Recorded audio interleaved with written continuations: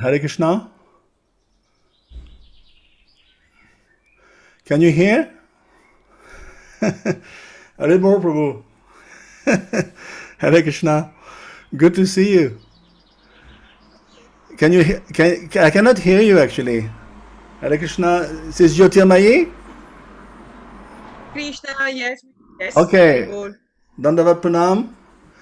And this is Jacob. Ji Prabhu.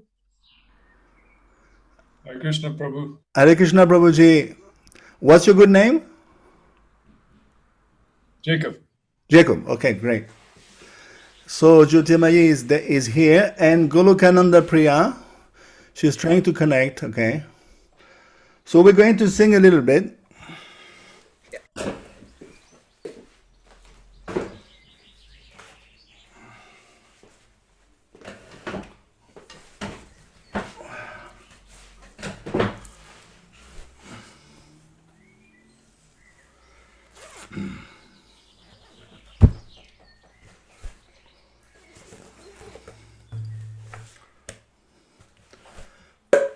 Jaya Radha Madhava Kunja Vihari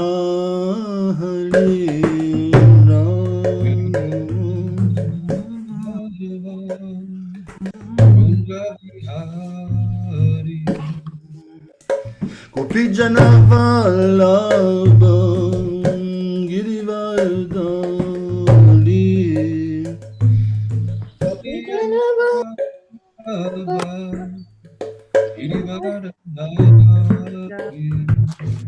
Gopi Jana Vallabha Girivardhari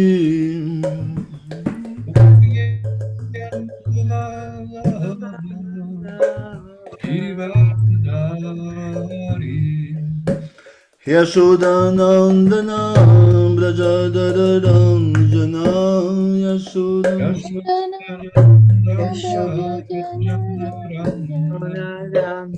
Yashodanandana Brajadaranjana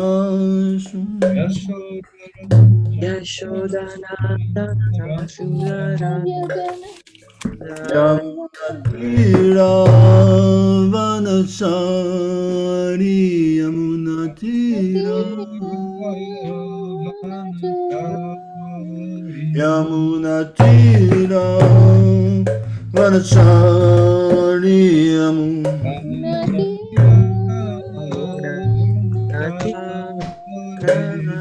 Jaya Radha Madhava Kunja Vihari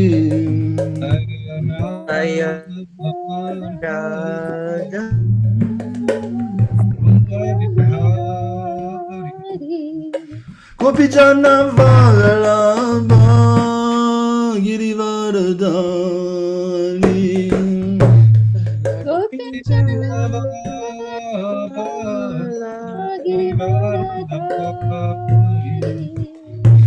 Gopi Jana Vallabha Girivardhari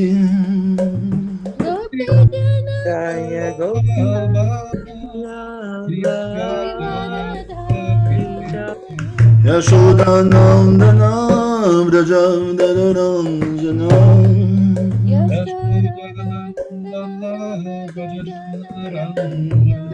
Yashodanandana Brajadaranjana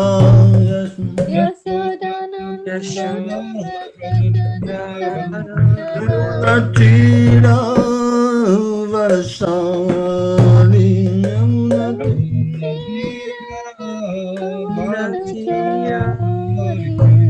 Yamunatira Varasani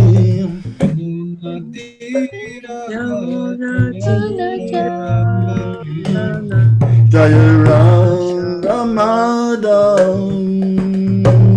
Kunja Vihari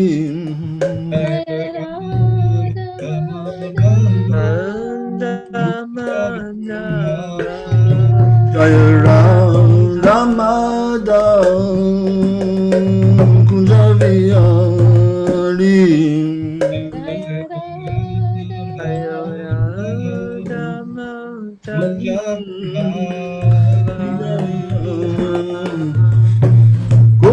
Jana Vallabha Girivardhani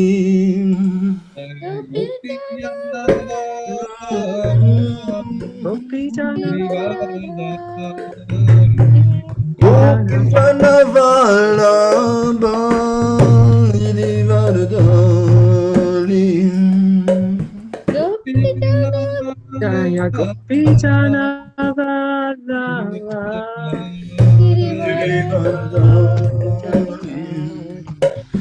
Hare Krishna, Hare Krishna, Krishna Krishna, Hare Hare, Hare Ram, Hare Rama, Rama Rama, Hare Krishna, Hare Krishna Krishna Hare Krishna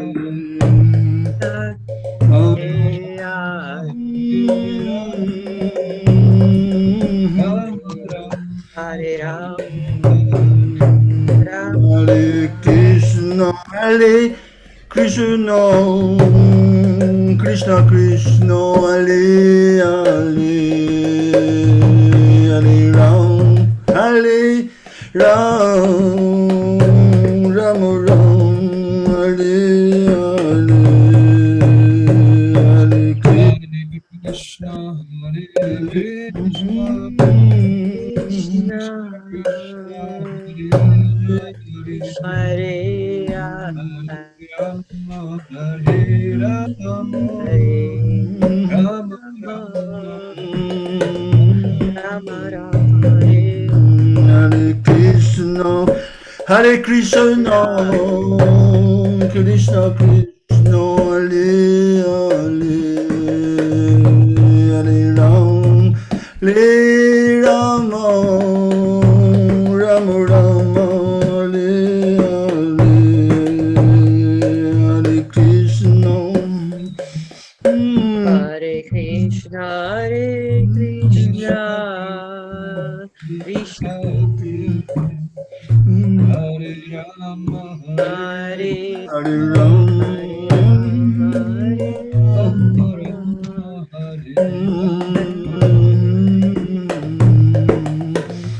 Hare Krishna, Hare Krishna, Krishna Krishna, Hare Hare, Hare Rama, Hare Rama, Rama Rama, Hare Hare, Hare Krishna. Hare Krishna, Hare Krishna, Krishna Krishna, Hare Hare,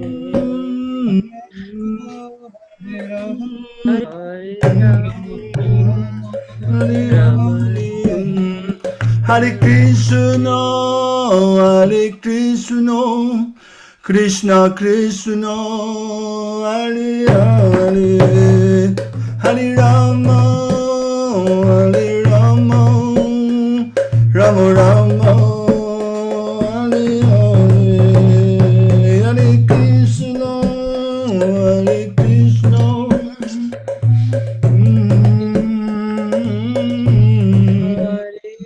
Hare Rama, Hare Rama, Rama Rama, Hare Hare, Hare Krishna, Hare Krishna, Krishna Krishna, Hare Hare, Hare Rama, Hare Rama, Rama Rama, Hare Hare.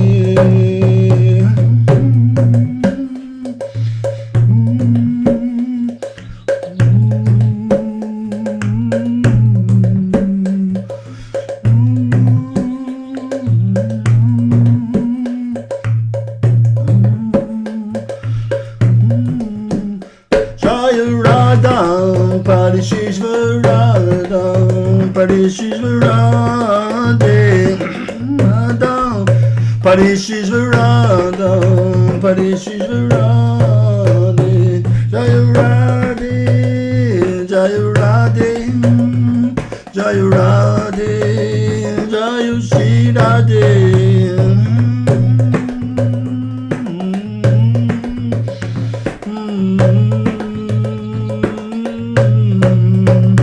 Jayu Jagannath, Jayu Jagannath, Jayu Baladev, Jayu Subhadra, Jayu Jagannath.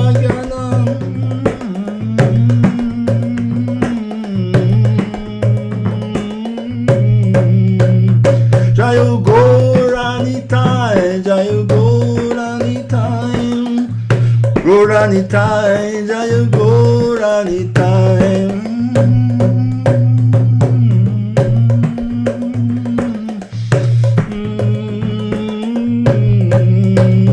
Jayu Krishna Balaram, Jayu Krishna Balaram, Krishna Balaram, Jayu Krishna Balaram.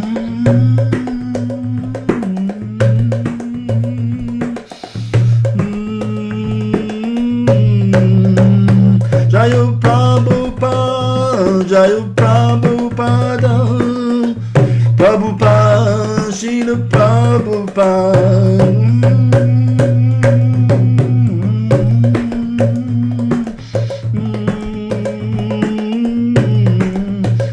Jayu Guru Deva, Jayu Guru Deva, Guru Deva, Jayu Guru Deva.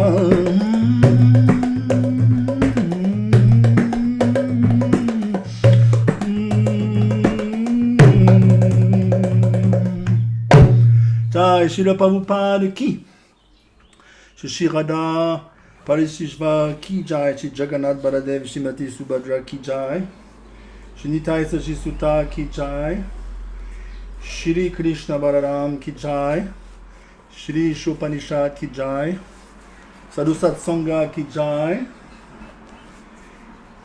Shri Bhakti Shastri ki jai.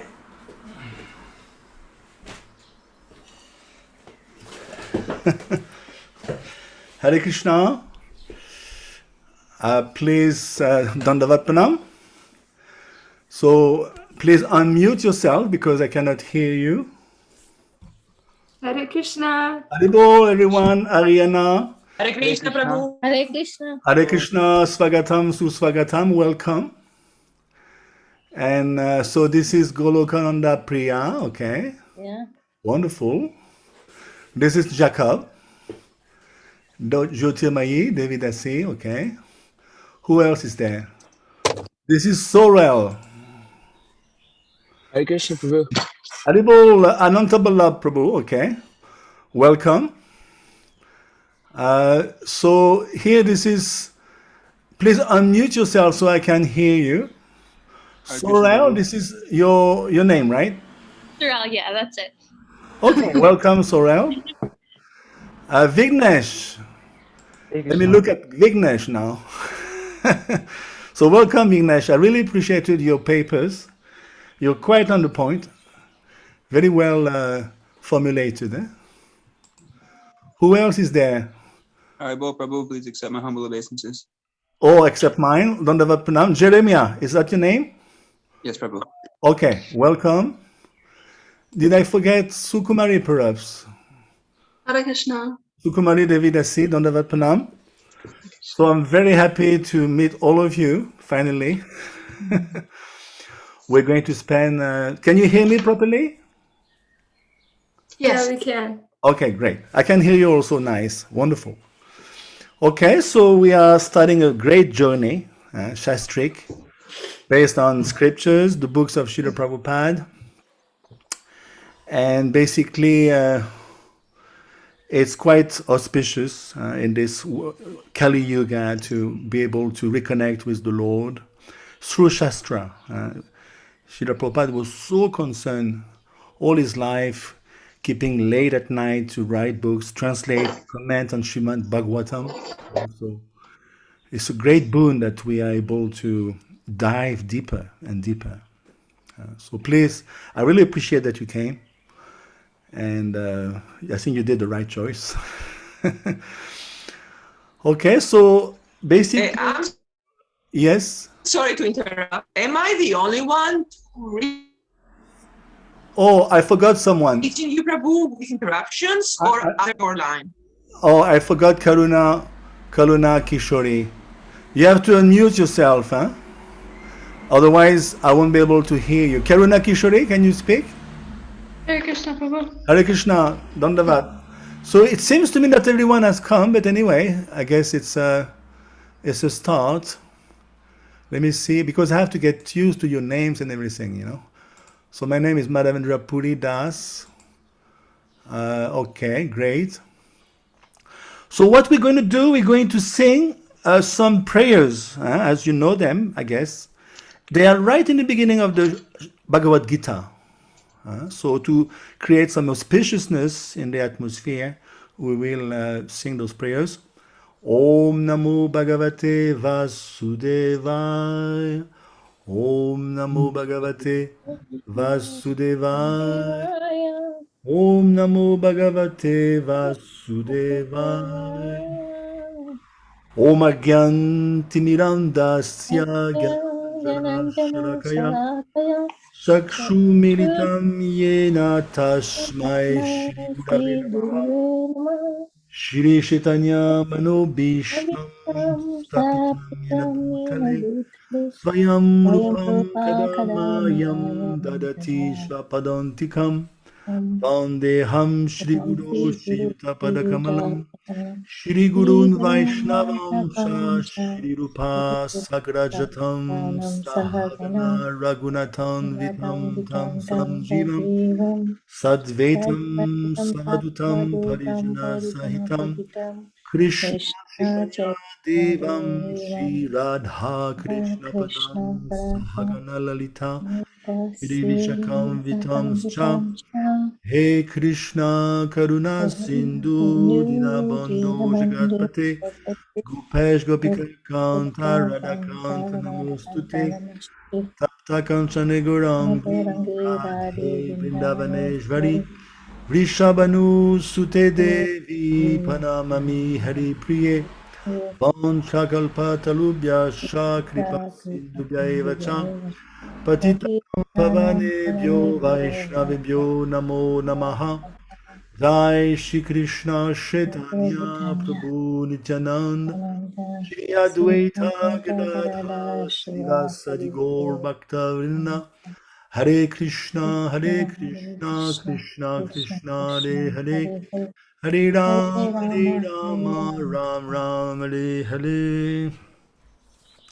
Just imagine we don't know each other at all. So how come we just met out of the blue, different corners of the world? Again, it boils down to the mercy of Srila Prabhupada. We are on the same page. We are tuned up, spiritually speaking, because we are spirit souls. Even though we don't know each other at all, does it matter? We just totally connect entirely, at least on the spiritual plane, because we have the same cherished goal. At least we're trying to reach to that goal, that is pure love of God, and by doing so, studying the books of Srila Prabhupada. Okay, so just some generic points before we start. Let me open a few things here. Yes. So first of all, are you familiar with your manual? Did you read your manual?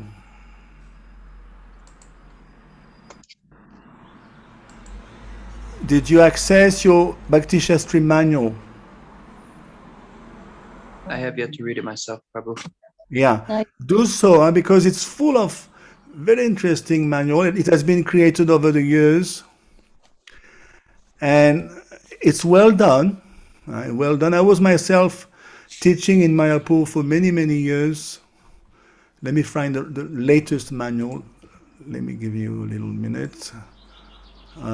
This is the one, yeah. So I'm going to share my screen. On Zoom, you can do that. I can share my screen. You can also share your screen. Let me share my screen. Are you familiar with Zoom? Zoom is a great tool to teach, to preach. I teach English, I teach French. I do many things on Zoom. Okay, let me share. Okay. Okay, right here. Let's go for it. So these are the questions, but I'm not going to go straight into the questions. I'm going to go into the manual a little bit. Can you see? Yes. Okay, Yeah. great. Yes. So basically, some of you, I remember, have already taken the Bhakti Shastri, but you didn't complete it. Isn't that true? Yes. So I don't know which type of Bhakti Shastri you took, but in Mayapur, I was teaching 10 years in Mayapur, Vrindavan, South Africa also. We have an aims-driven approach. Basically, any course can be contents-driven or aims-driven. So be familiar with those 8 aims here. So there's 8 aims, and please, you can take turns, read out one after the other. We Each only and see every your one. questions, Prabhu. We have the We don't see the question. Yes, please. questions. We don't see the aims. We see your Word document with the questions. You don't see the aims. Not No. yet, no. Okay, sorry. Let me again. Okay, thank you to tell me. Yeah. I have to double share actually. Not only one sharing, 2 sharing is needed. Okay. It's Can you good see now? Yes, thank you. So basically, we are going to follow those aims. You can take turns. There's 8 aims, one after the other. You can read out those aims. Okay.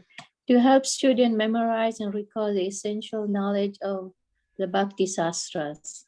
Good. To deepen students' understanding of the theology of the Bhakti Shastras. Yes. To help students personally apply the teachings of the Bhakti Shastras in their lives. Good. So on it. Okay. Next. To enhance, go ahead. To enhance students' desire and ability to effectively preach Krishna consciousness based on the teachings of the Bhakti Shastras. Yes, definitely. To Next. help To students help. understand and appreciate, the mood and mission of Srila Prabhupada as revealed in writings on the Bhakti Shastras, and to perpetuate that understanding within ISKCON. Good. To help students apply the principles of Bhakti Shastras with Vaishnava integrity and appropriate consideration of time, candidate, and country. Yes. 7. To help students appreciate and appropriately apply Gaudiya Vaishnava culture, etiquette, and principles of Vaishnava Sangha as imparted in the Bhakti Shastras. Yes. And finally, To help students imbibe the Vaishnava qualities announced in the Bhakti Shastra. yeah, wonderful. So bear those aims in mind throughout the whole course. It may last 1 year, 1.5 years, 2 years. Let's see how it goes. Basically, those 8 aims fall into 3 categories. Knowledge, the first 2, right here, 1 and 2. Knowledge, recall, memory, understanding. Obviously, that's the bottom line. We should be able to understand what we're going to study. To recall, because you're going to have exams. Remember verses. Try to quote the philosophy appropriately. So that's part of knowledge. Definitely, we have to be able to bring to memory data and information. That's part of it. Then 3 and 4, personal application. Obviously, it's not about information. It's mostly transformation. Transform our existence, our heart, our mind, purify the mind, etc. So personal application and preaching application also. We want to become better preachers, better teachers, better role models. So it has to definitely, what's the benefit for the world? Basically studying should correspond to what is the need. It should be corresponding to a need in society, in human society. And we can see there's a dearth of knowledge, of spiritual understanding. So Prabhupada wanted us to become a little bit Brahminical, we should become Brahminical as far as we can to give others. So skills, then values. The 4 last aims deal with values. Mood and mission. There's not only one acharya. Srila Prabhupada is a great acharya, but people may say, well, there's other acharyas. Yes. But as far as we are concerned, in ISKCON, we want to emulate the mood and mission of Srila Prabhupada. He had a particular slant. He had a particular slant on things, the way he was doing things, the way he was putting himself forward, the way he was pushing his mission. He had a particular intention. So we should imbibe those. What is his intention? What was his intention in creating ISKCON and all these things? His mood and mission. So along the course, we're going to delve into those aspects also. We have to basically retain the mood and mission of Srila Prabhupada. Otherwise, why is it that so many devotees after 10 years, 20 years, 30 years, 40 years, they leave ISKCON? Did you notice? Perhaps how long, all of you have been in Krishna consciousness, how many years in general? Like 1 year, 2 years, 5 years, 50 years? But did you notice sometimes devotees may not stick to the process? They may leave Krishna consciousness, or even ISKCON. They may not leave Krishna consciousness, but they leave ISKCON. So perhaps they didn't fully understand the mood and mission of Srila Prabhupada.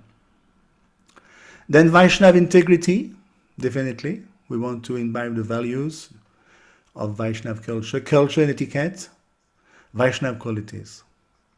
So these are basically the aims. It's an aims-driven course. So I would strongly advise you to carefully, thoroughly read that manual. It's going to tell you everything, how you're going to be marked, tips on how to write essays, how to write a closed book exam, everything is there. The pass mark for each portion of the examinations, how to break down your essay, everything is there. Even it gives you generic samples of questions for your essays, So again, I'm not going to read the whole book, but please do it on your own. It's a great book. And feel free to interrupt me if you have any questions. Prabhu, yes. I have a question. Yes.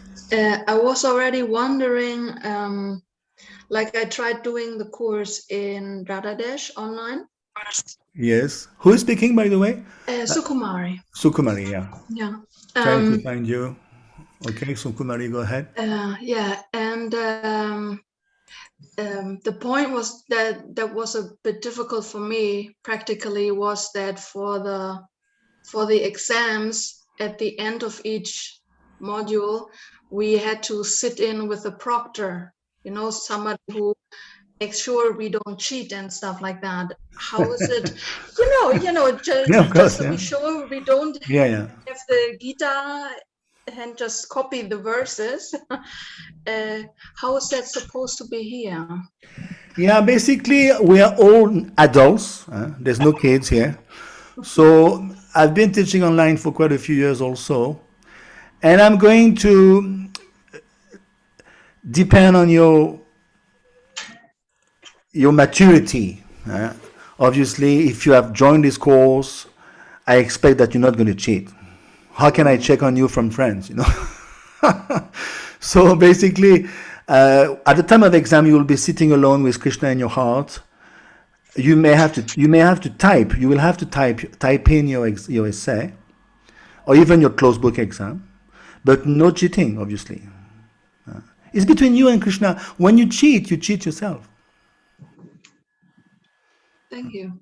I remember I was teaching in Mayapur one time. I don't know if you know Mayapur, in the big amphitheater next to the Samadhi, And there was like so many candidates, like perhaps 100. And I was going around up and down the staircase, and I caught a few devotees red-handed cheating.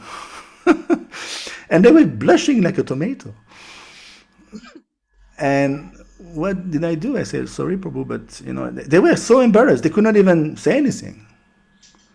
And even without me telling them, they just walked out. Because they got caught. They didn't try to defend themselves. So, obviously you are here, you are adults, mature devotees. When I'm not going to put a proctor behind your back. It's too difficult to handle. So it'll be between you and Krishna. And I've been doing that all along, and I trust you. Okay, so let's get into it.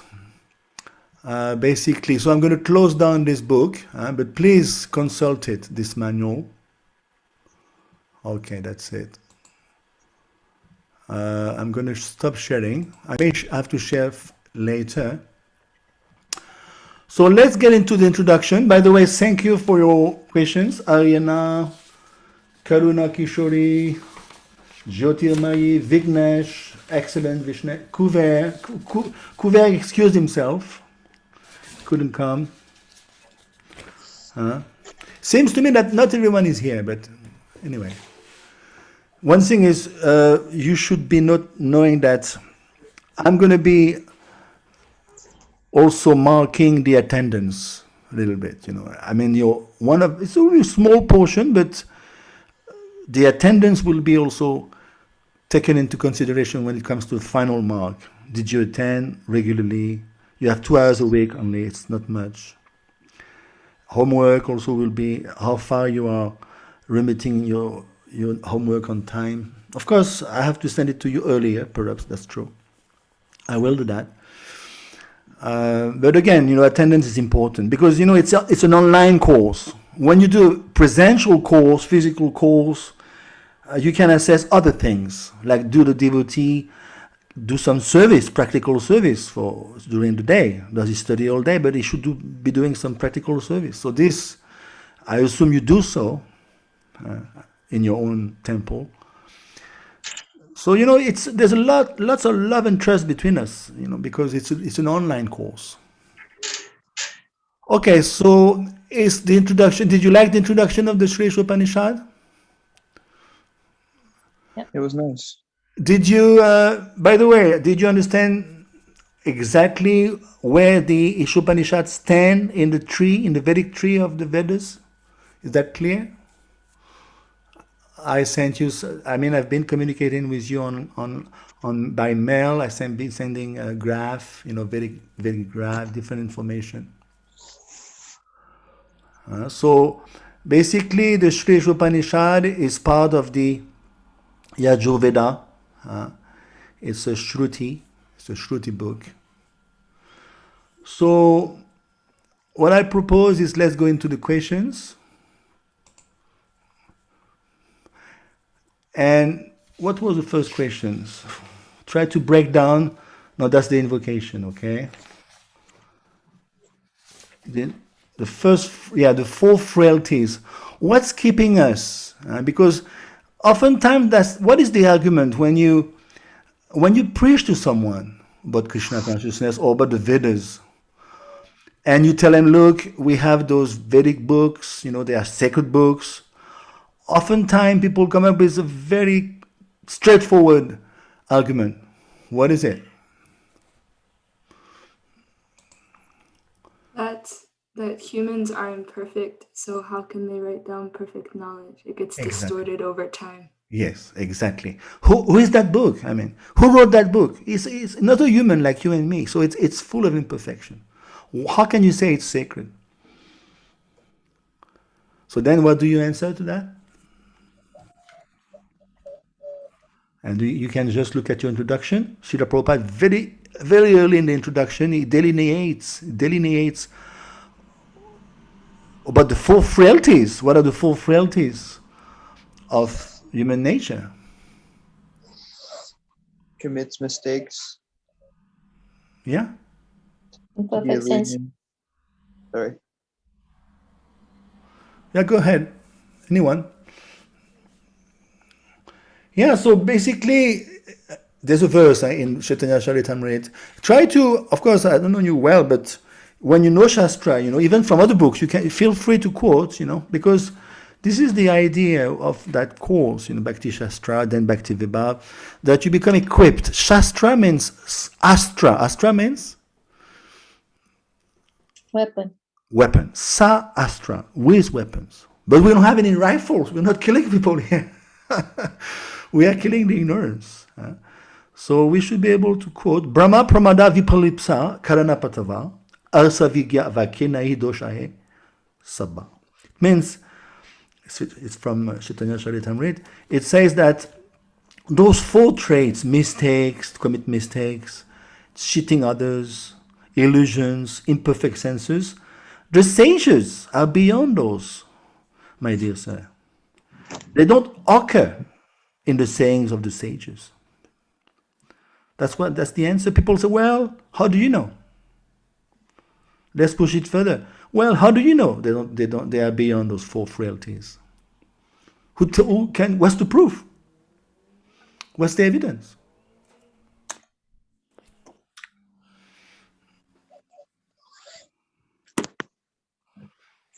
It's called theology, and we have to be able to dive into theology, Vaishnava theology, to really logically explain the why behind. Anyone, any idea why the sages are beyond the frailties? What makes them so special? Srila Vyasadeva, etc. Srila Prabhupada, Rupa Goswami. Yes, Prabhu? They follow, I think there's 2 that come to my mind. One is they follow in the chain of disciplic succession, and they're just repeating the Vedic teachings that have come all the way down from Lord Brahma, from Lord Krishna. Yes. And then the other thing is they're firmly situated in Brahman realization. Yeah, exactly. And even, that's perfect answer, Prabhu. But even without going that far, if God exists, and if God exists, He wants us to come close to Him. Otherwise, what's the use of God if He doesn't pave a bridge towards us so we can communicate with Him, so we can reconnect with Him? So there must be some people, my dear sir, who have gone beyond the conditioning of this world, the three gunas. There must be some people. Otherwise, how can we access to God? He's beyond. We are below, He's beyond. So there may be some people at Charya who they are beyond the coverings. They are nirgun in Sanskrit. And yes, out of kripa, out of mercy, they come down to extend their hand to reclaim us. This is called reclaiming. We are being reclaimed. This is an act of mercy coming from God Himself. So basically, the acharya are like the glove. If you put a glove on your hand, is the glove distinct from your hand or not? So basically, Yes. Yes, Prabhu? I was just saying yes. Sorry? I was just saying yes, it is distinct. Yeah, it is distinct. So it is distinct, but at the same time, it's doing the mission of the hand. It doesn't really act independently of the hand. So basically, the pure devotee is the glove on the hand of God. And that's what we have to tell him. Okay, that's simple. What is the most prominent? Hare Krishna Prabhu, I have a question. Yes, please. Who is speaking? In the beginning, mention your name so I can become used to you. It's Ariana. Okay, great. I had once asked, I had asked a senior devotee one time about the aspect of having perfect senses and what all of that entails, and she had given an example, like even if we're a pure devotee, sometimes, like if there's someone standing far away, we might mistake them, think that they're one person, and then when they come closer, we realize, oh, it's not that person. So how can we define what perfect senses mean? Well, there's different types of devotees. We will discuss this Kanishta, Madhyam, Uttam, Madhikari devotees. So at a certain point, you become nirgun. Just like you may fly away in a plane, taking off. It may be overcast, 3, 4, 5, 10 kilometers of clouds. But sooner or later, you're going to pierce through the clouds and reach the sun. The sun is shining brightly even in January. So in the same way, as you move forward, at one point you become nirgun. Now, if you are between the two, you are not nishta, you are not fixed. You become nirgun and again you fall down. And so it's like a nishtita bhakti, unstable bhakti. So yes, we are just in between. We are struggling. That's fine. We have to carry on. And then sooner or later we'll be nirgun for good. Nirgun means beyond the modes. And then at that point, then the four frailties do not affect you. Because you're no more identifying yourself with the body. You know? Does it help? Ariana? It does. It doesn't mean, we have to be careful. Always, as long as you're conditioned, you can always fall back down into your conditioned nature. But the sages, people of the caliber of Srila Vyasadeva, Rupa Goswami, Bhaktivinoda Thakur, Srila Prabhupada, Bhaktisiddhanta, Saraswati Thakur, they fall into this description. They're beyond the four frailties. Otherwise, what's the use of listening to them even? If Srila Prabhupada had shown some instability in his life, we won't even be here now discussing about his books. Did he show any instability? Look at the life of Rupa Goswami, Bhaktivinoda Thakur, Uddhav. Study their lives. They are beyond. Not only every other day, throughout their life. They are beyond the modes. They have been reestablished in their position. Swarup Siddhi. So they are worthwhile listening to. And if we're not beyond, like us, then what we do? We repeat verbatim the Shastra. It's not difficult. You can also be start teaching around yourself. So what is the most prominent frailty in a human being? Oftentimes. Illusion. Does everyone agree with that? Perfect senses. You can try them all. Like if you drop, I'll give you an example. You find a bag of rice on the street. A bird will come, pick up a few grains, many birds, his family, his friends will come, pick up grains. The rat will come, how much can it take? A man will come, what does it do? He takes the whole bag. It takes the whole bag. Finish. So it's called vipralipsa. The most prominent one is vipralipsa, cheating others. We tend to cheat. This is very deeply rooted. And the most cynical thing is we tend to cheat ourselves. We are cheating ourselves of the most cherished fruit, that is Krishna consciousness. We are a bit self-suicidal in Kali Yuga. We don't even care about ourselves. It's called atmaha. Atmaha means spiritual suicide. We are prone a little bit to that. Why Srila Prabhupada wrote that verse, the second pranam, Nirveshesha Shunyavadi Pashatyas Deshatarine. We are, Nirveshesha Shunyavadi, we are voidist. Shunyavad means voidist. Nirveshesh means nirakar, nobody, impersonal approach. In the beginning, devotees were thinking, it's talking about other schools of philosophy. After some time, it dawned upon them, actually, we are also part of that. We are becoming impersonal with Krishna, impersonal with God, with devotees, even with ourselves. So this is the most prominent one. So now we are in 69 Conway Hall, London. Who is there in the class, in the hall?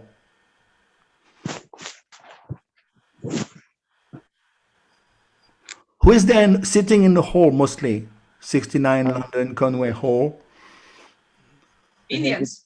Indians. So what is Srila Prabhupada trying to do? Did you notice? It's very extremely intelligent on his part. He has a particular aim. I don't know if you picked it up in that class. Remember, he just came to London. ISKCON is still in a very fledgling stage. Brand new. ISKCON is brand new in London, 69. What is he trying to do? Is he just battering them? You're not the body. Forget your nonsense. Stop your nonsense. You're not the body. Is he doing that?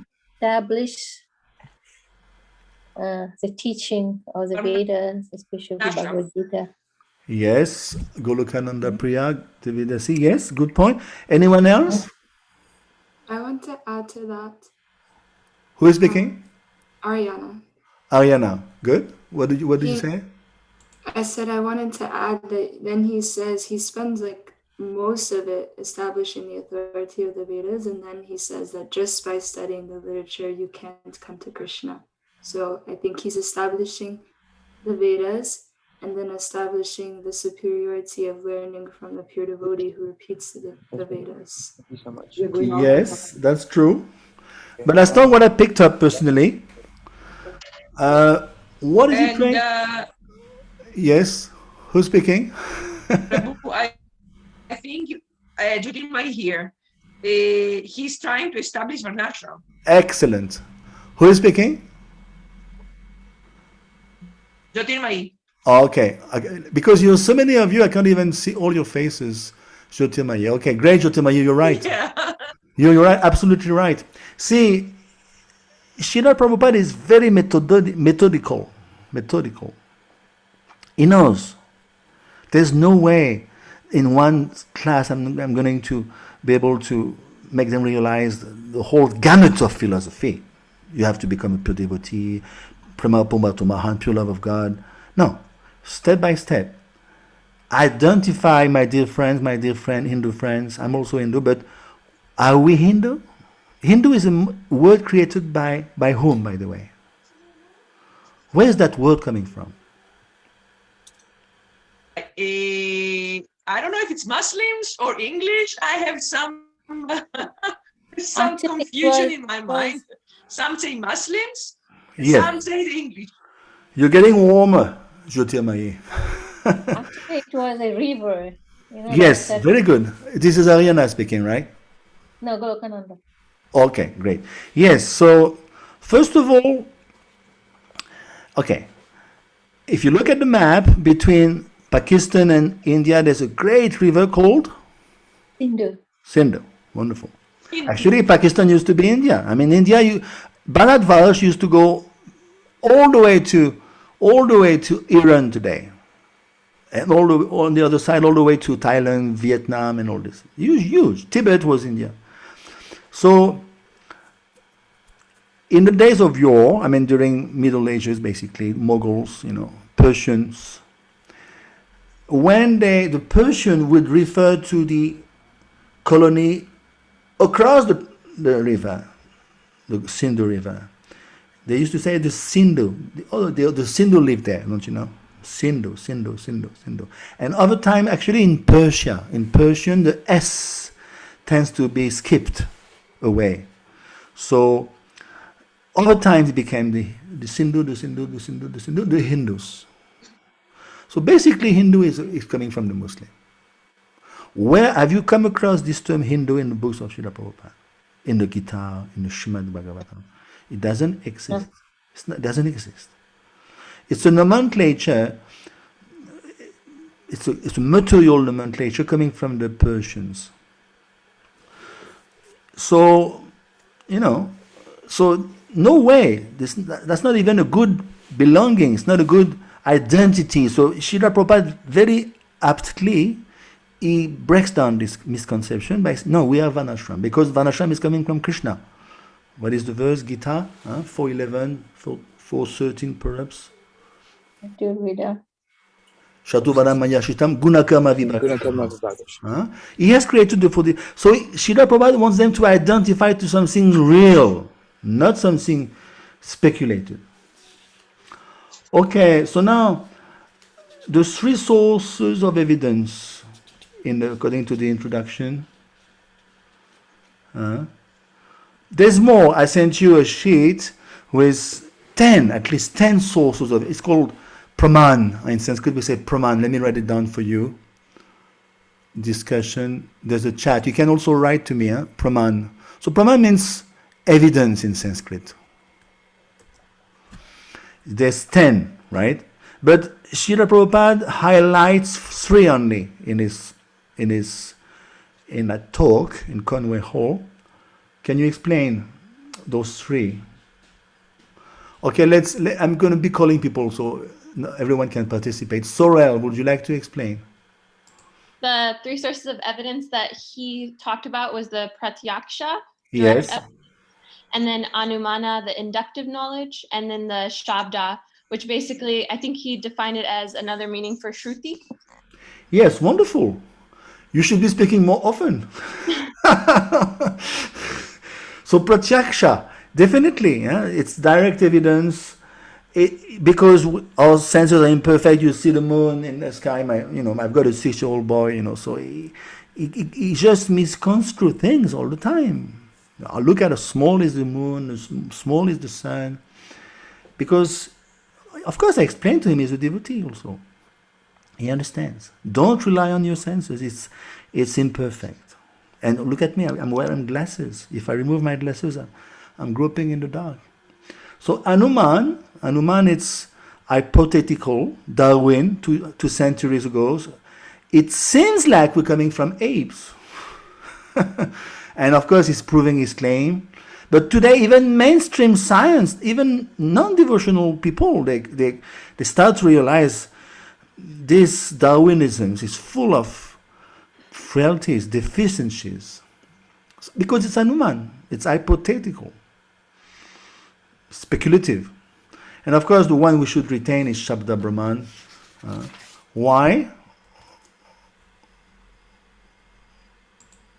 Why? Because the Shabda Praman is received orally, therefore unadulterated. Yes. And Shastra Yonidvat. And you know that Vedanta Sutra. Shastra Yonidvat. Yoni means the womb. So basically, Shastra find its origin in the womb of the Vedas. Remember, the Vedas emanate from the breathing of the Lord. It's Brihad Aryanaka Upanishad. It's not even written. Even in 1515, even Lord Krishna himself doesn't say he wrote the Vedas. I told you the other day. Vedas chasaver aham evam vedyo vedakrit evad chaham. So I compiled the Vedanta Sutra. I'm the goal to be attained by the Vedas. It doesn't say I wrote the Vedas. Shastra Yonidvat. This is the Shastra. They are born from the womb of the Vedas. So there's no origin. So how pure is that? Shabda Brahman, the sound, the Vedic sound. Even in Bible it says, in the beginning was the word. So they're right. They're right. Okay, next. You just cut me if you are unclear or you want to add up to it, Just like, I can give you an example. You receive, you look at your radio program, TV program. Of course, we don't so much indulge into that. But it says there's a tennis match yesterday or tomorrow. Today is the final of Roland Garros for those who are tennis fans. And Greece is there. Sorry? I'm Greek, so. Sorry? Chitabas is there, sorry.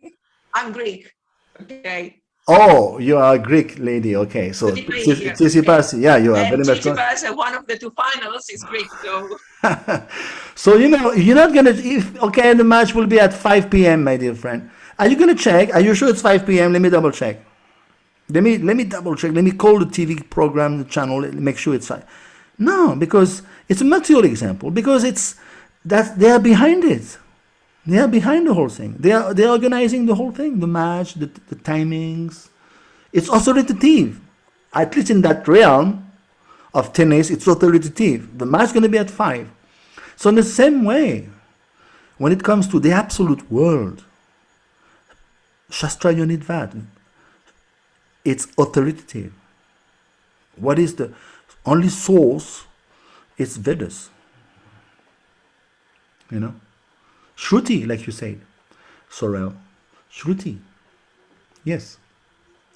What is the position of Shankaracharya? According to that purport, the introduction, how does Srila Prabhupada consider Shankara?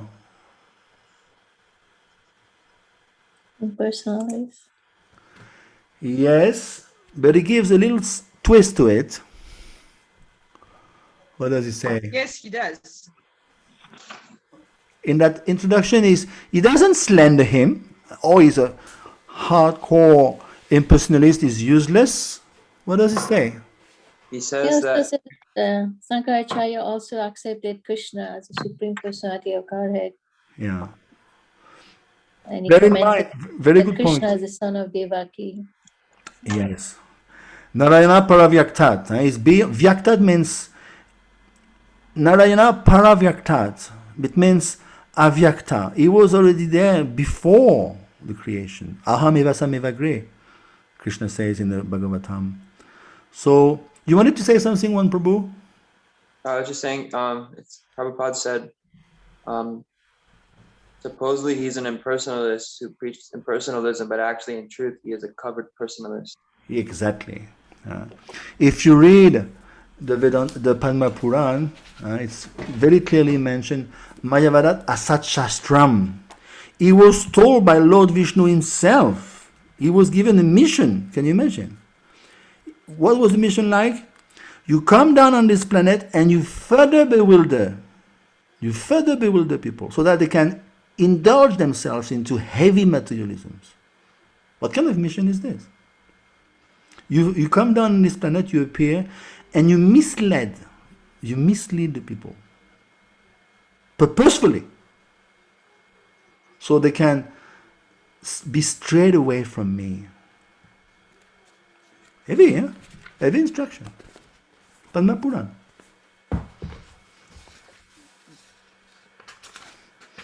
So he did it. He did it wonderfully. Shankara was 31 years on earth, 8th century. How well did he do his job? Even today, there's still millions of people bewildered by his teachings. Actually, it's not himself so much. When he left the world, Mudamate, you are mudas. He told his disciples, you are stupid. You are foolish. You just into jugglery of words, suffixes, prefixes. Grammatically, you are just fooling yourself with so many grammatical twists to it. You don't understand Govinda, Bhaje Govinda, Mudamate. He revealed his identity right on his deathbed. But Vedanta Sar was written by his disciple, Sananda Yogendra. He created great havoc. He's the one who has revealed Vivartavad. Hardcore Mayavadisms in that book, Vedanta Sar, written by Sananda Yogendra, disciple of Shankara. So, yes, he's a devotee, he's a covered devotee. He's Lord Shin himself. How can he be at fault? He's doing his job. Prabhuji, I'm sorry. Sukumari here. I was wondering if you could maybe write down in the chat the name of that disciple who made it all worse. Yeah. In the book, just to... Actually, don't worry, you won't be asked on this, but oftentimes I tend to overflow a lot. Sorry, you have to bear with me. Sadananda Yogendra. So Sadananda Yogendra he wrote Vedanta Sar, and that book has created extreme misunderstanding ever since. So, by the way, let me show you something. Let me share my screen. Okay. Partager. Okay. So look, long back when I was teaching, like 20 years ago in Mayapur, one lady, her name is Bhagavati, she was very good in drawing. So I told her, I told her, you please draw some balls so I can show my students. So she has done a great job. See, Pratyaksha, Hanuman, Shabda Brahman. We can't see it, Prabhuji. Oh, sorry. Yeah, I have to share twice. I know the trick now. If I only share once, it doesn't work. See, Pratyaksha. Let me move that away. So you look at the sun, don't see well the moon. Hanuman is like lottery, basically. Shabda Brahman. The sages are conversing about the absolute truth on the basis of the Vedas. There's a difference between philosophical speculation and mental speculation. If you look at 14.1 Bhagavad Gita, read the purport, you will see. Srila Prabhupada encourages philosophical speculation. What does it mean? On the base, you talk about a tattva, and you may differ even, but you draw on Shastra to make your point. That's fine. That's encouraged. That's philosophical speculation. Mental speculation means it's just figment of your mind.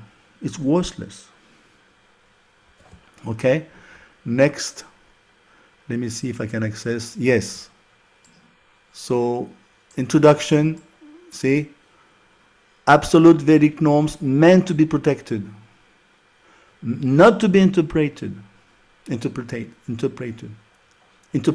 Sorry.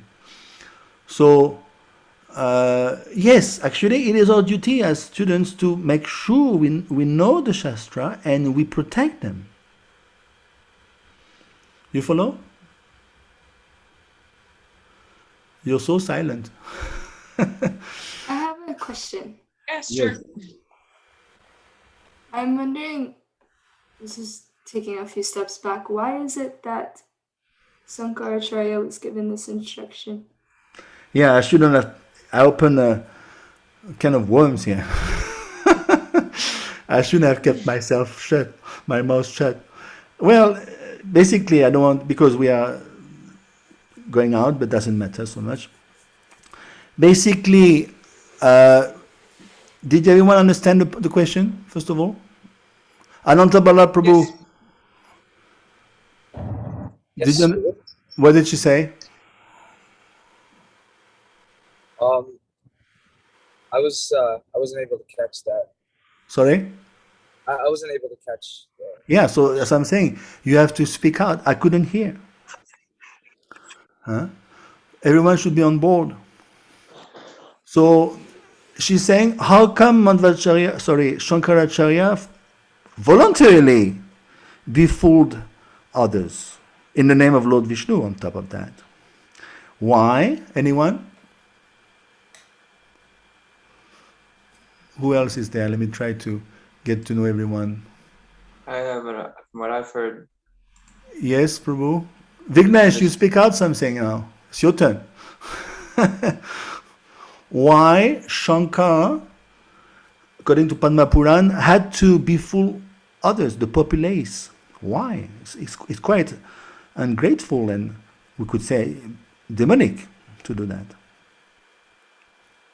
It was the instruction of Lord Vishnu to Yes. divert so that the devotees come to him and the non-devotees doesn't misinterpret the Vedic portion, and in that he just wanted to take that the non-devotees outside the scope of the pure devotional literatures, and could be even he was trying to make that Buddhism also get into some coverage of the Vedas, the Buddhist followers who had turned to Buddhism.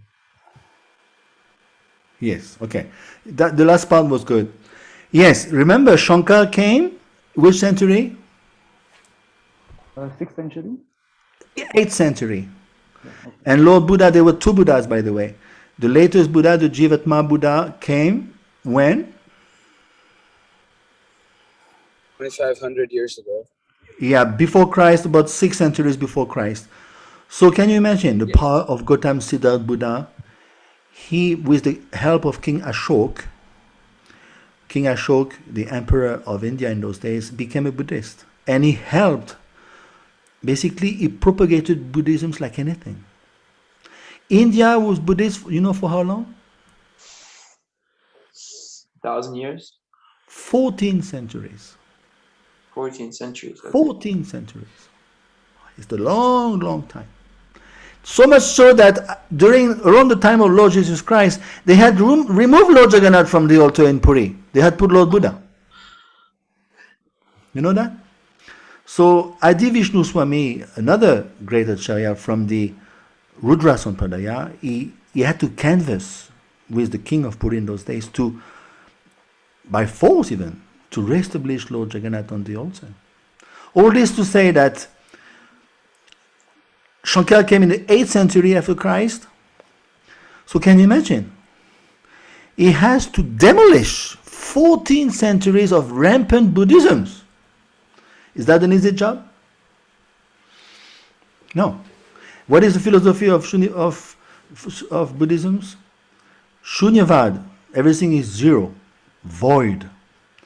So in order to do that, and on top of that, what did they do to propagate their misconstrued philosophy, the Buddhist?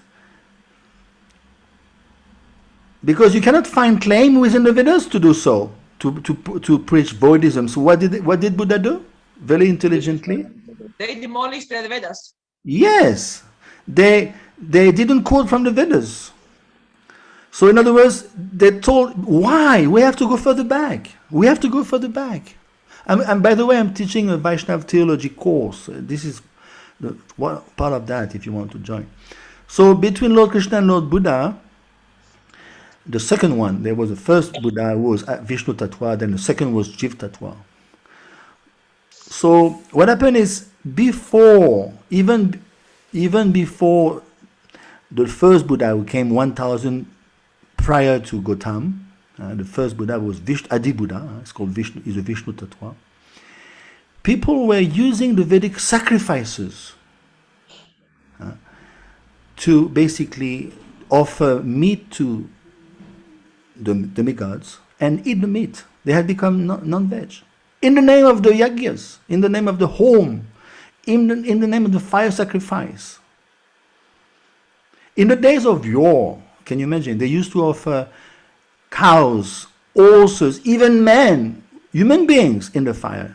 But the mantras that were so utterly properly pronounced, the Brahmins would be able to rejuvenate the living entity on the spot, give him a fresh body, a new cow, a new horse, a new body for a human. So it was like they were proving to the onlookers, this yagya is pure, I can rejuvenate a living entity being offered in the fire. I can give him a fresh body. That was the standard, long back. Over time, Kali Yuga is kicking in, everything becomes deteriorates a lot. The Brahmins go through the motion, yagya, home sacrifice, but they lost the purity. Then they carry on the yagyas, carry on offering animals and all, but now they become so low, they start eating the remnants of the yagya, the flesh. Adi Buddha comes along 3,500 years ago, and he says, stop your nonsense, ahimsa, non-violence. He didn't preach much, but he came. Then 1,000 years later comes along Gautam, Siddhartha Buddha, Jiv Tattva, Shaktaveshavatar. And now it's same story. He has attained enlightenment and he's going to preach ahimsa, non-violence. And the Brahmanical culture, same story. The Smarta Brahmin, they always destroy everything. They say, hey, look, it's all in the Vedas. So then Gautam Siddhartha Buddha said, we reject the Vedas now. No problem. You reject the Vedas. So then he was so powerful. Then people listened to him for 14 centuries. That is why Srila Prabhupada explained the Buddhists are Gnostic. Gnostic means atheistic. Why? Because as soon as you remove the Vedas from the table, you become an atheist. 14 centuries. Shankar comes, 8th century.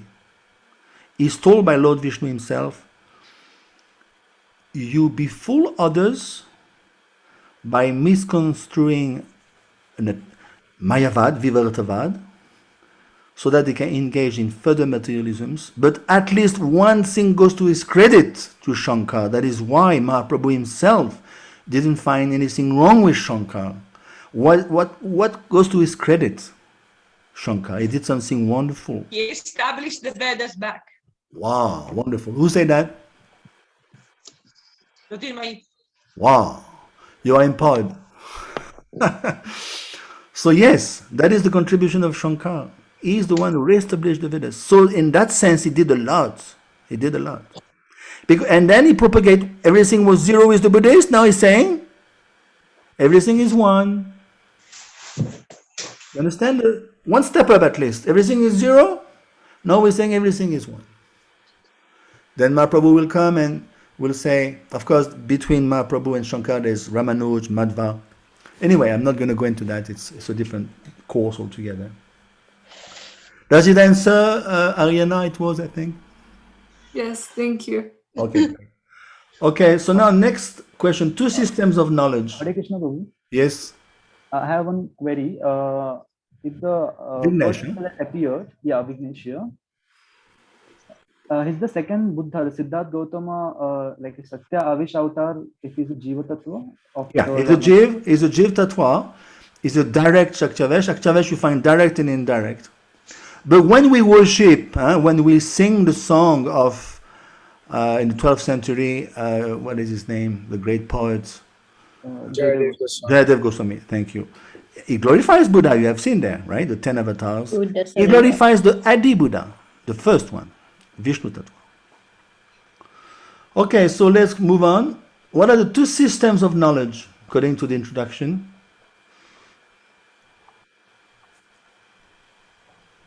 Shruti and Smriti. Sorry? Is it Shruti Smriti? Yeah. No, actually it's called, that's not what I was trying to draw out. The two systems of knowledge is what? Inductive, Avaroha Panta and Aroha Panta. You know those two divisions. Everyone is familiar with that? Avaroha Panta. Jeremiah, can you tell us about Avaroha and Aroha Panta? Inductive and deductive. Yeah. And of course, yes, carry on. Just one moment. I have to check myself by pulling up the pages. Yeah. If I'm correct, inductive means to just kind of speculate, where deductive means to take from the proper source. Yeah, excellent. Yeah. Avaroha Panta, Aroha Panta. Next, what does Srila Prabhupada write about Guru Tattva in the purport? Now, we all have different gurus.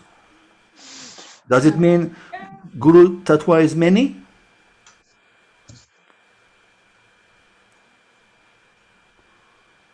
Can I ask a question? Yes. Maria, from the question before about the Sanskrit terms, if you could write them down. Oh, okay. I can see you are extremely concerned with Sanskrit, which is good, Sukumari. Okay. Let me find okay. Avaroha Panta and Aroha Panta. Avaroha. Panta means path. And Aroha Panta. Okay? So now, when it comes to Guru Tattva, yes? Which one is which? Jeremiah is going to tell us. Oh, man. I don't know the Sanskrit either. I'd say Aroha is deductive and Avara is inductive. Yeah. The one that we want is Avaroha Panta. Basically, let's put it this way. Perhaps it's more understandable in this way. Descending process, ascending process. Descending process, ascending process. So the descending process is what we want. The Vedic Evam Parapara Praptam Imam Rajashriya Vinuhu 4-2 Gita, right? it's coming down into cyclic succession. You have a mango on top of the tree, it's fully ripe. So some devotees will climb the tree and very delicately hand down the mango from hand to hand down to the devotee standing on the ground. And he's receiving the mango untouched. Totally untouched and pure and, just picked up fresh. Same story. So descending process, avaroha panta. Aroha means ascending. I've got 5 PhD, but it's ascending process.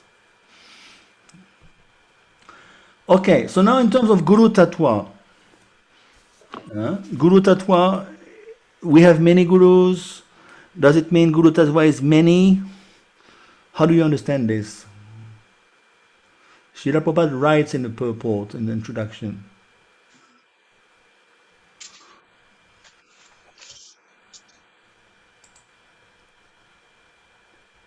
Basically, Guru is one. Guru is one. It's a tattva. Tattva means, in Sanskrit, truth, category. So, in Vedic literature, with terms of Nam Tattva, subject matter pertaining to Nam, Harinam, Guru Tattva, subject matter pertaining to Guru, Jiv Tattva, subject matter pertaining to the Jiv, Krishna Tattva, Vishnu Tattva, Dham Tattva. Everything is broken down in Tattva. So Guru Tattva means what? Is Guru many? We have so many Gurus, means it's broken down into so many components. Guru is one. No, the Guru, but the truth that they all say is one. Yeah, actually, this Golokananda Priya wanted to speak something. Yeah, I was saying, we have Guru is one at the same time. We have Diksha Guru, Shiksha Guru, and yes, Kecha Guru. Yeah, excellent. So just like you have so many in America or Europe, medicine, doctors, they pertain to the same, industry. They are being regulated by the same entity behind. I don't know how you call those things.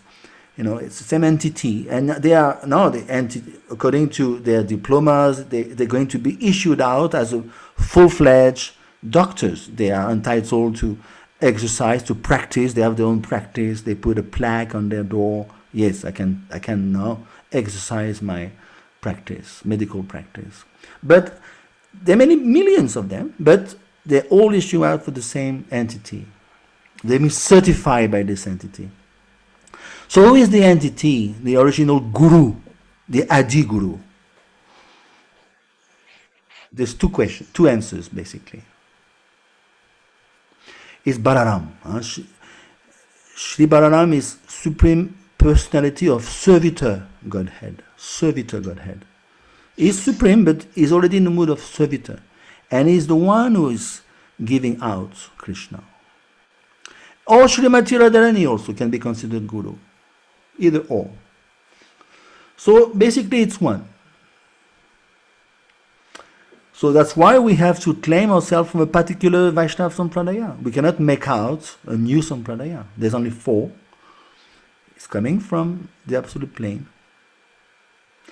Next, if you just cut me if you get lost, but I don't think it's so difficult. As Krishna multiforms, is he one? Is he multi?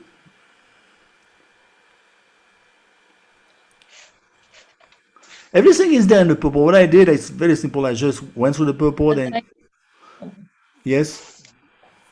Let's hear from yes. There's a limited form. Yeah. Good. This Prabhu, let's hear from him. Jacob. You're on the spot now. Is Krishna one or multi-forms? How do you reconcile that? Ultimately, he's one. They're all category of Vishnu Tattva. Yes, actually it's Krishna Tattva. Advaitam Achyutam, Anadim, Anantarupa. So is Advaita. Advaita means what? Advaita Charya is homogeneous, non-dual, non-dual. God is non-dual.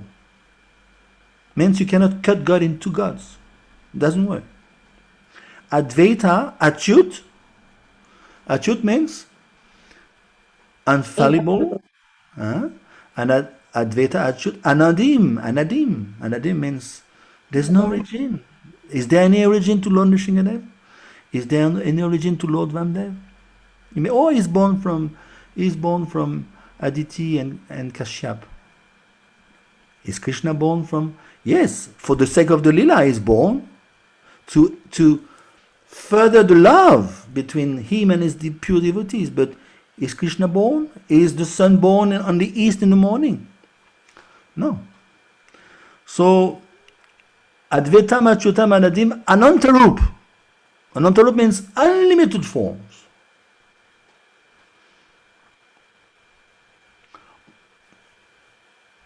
Goloka Nivasati Akilat Mabuta.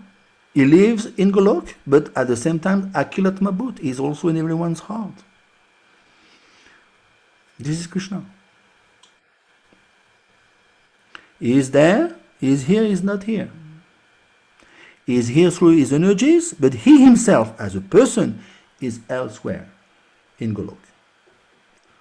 Just like Bill Gates, is he present in all the Microsoft offices throughout the world? He's playing golf somewhere on the Bahamas Island.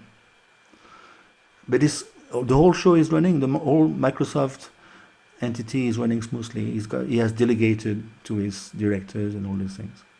So yes, he's one, but he has become many. Eko Bausham. Is that clear? You stop me if it's unclear. Ananta Bala Prabhu, you okay? Yes, Prabhu. Okay, good. Who else is there? I'm trying to see. I think by now I kind of understand who is who. Okay, so now next, where all this Vedic literature is leading us to ultimately. At the end of the purport,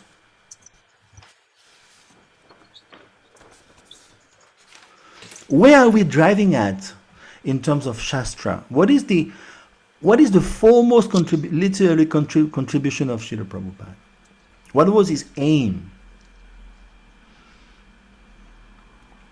Bring the conditioned souls back to Godhead. Yeah, but not particularly in terms of literature. What was his foremost contribution? Bhagavatam. Yes, excellent. So remember, I told you the other day, all these books are fine. It's great. It's going to create your foundations to understand the tattvas. First tattva, then lila. First foundations, lilas, pastimes.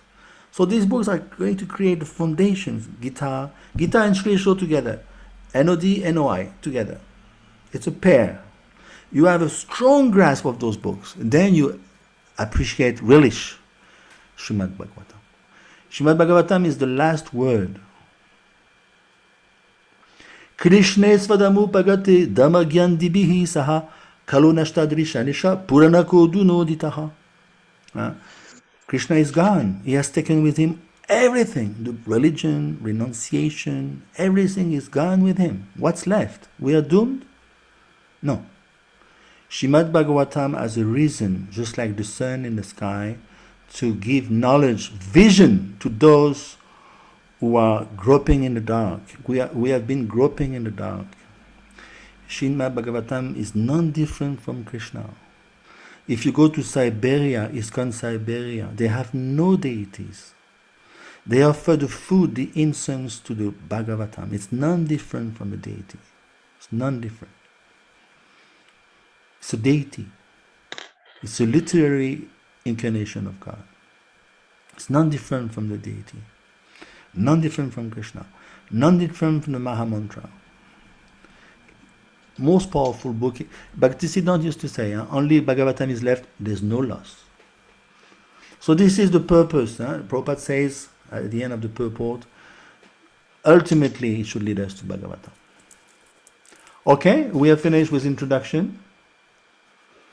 Any questions on the introduction?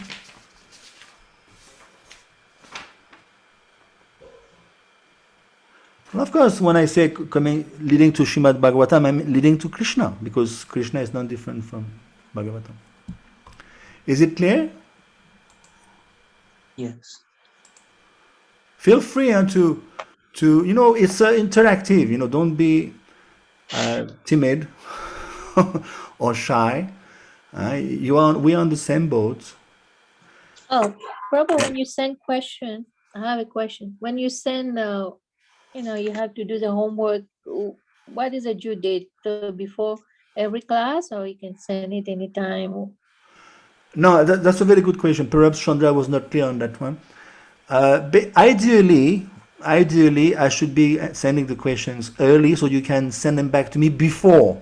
Like today, I got Kuver, Vignesh, Jyotirmayi, Karuna, Kishori, and Ariana.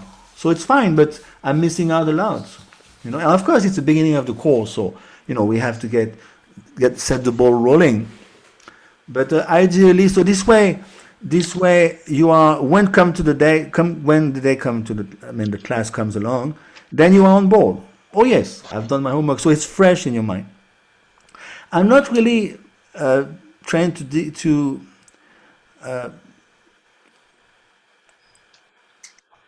push that you are right on the answer. I'm not necessarily concerned with that. The main thing is you get involved from one class to the next. You get involved by projecting yourself on the next class. Because when you come along, you are already fresh. It's kind of clear in your head. And if in case there is some discrepancy on your part, then it's being rectified by the class, by the synergy of the class. We discuss, we have a brainstorming, we share, and then automatically you get it right. You understand the strategy? Yeah. Good. Okay, before we move on to invocation, any questions on this introduction?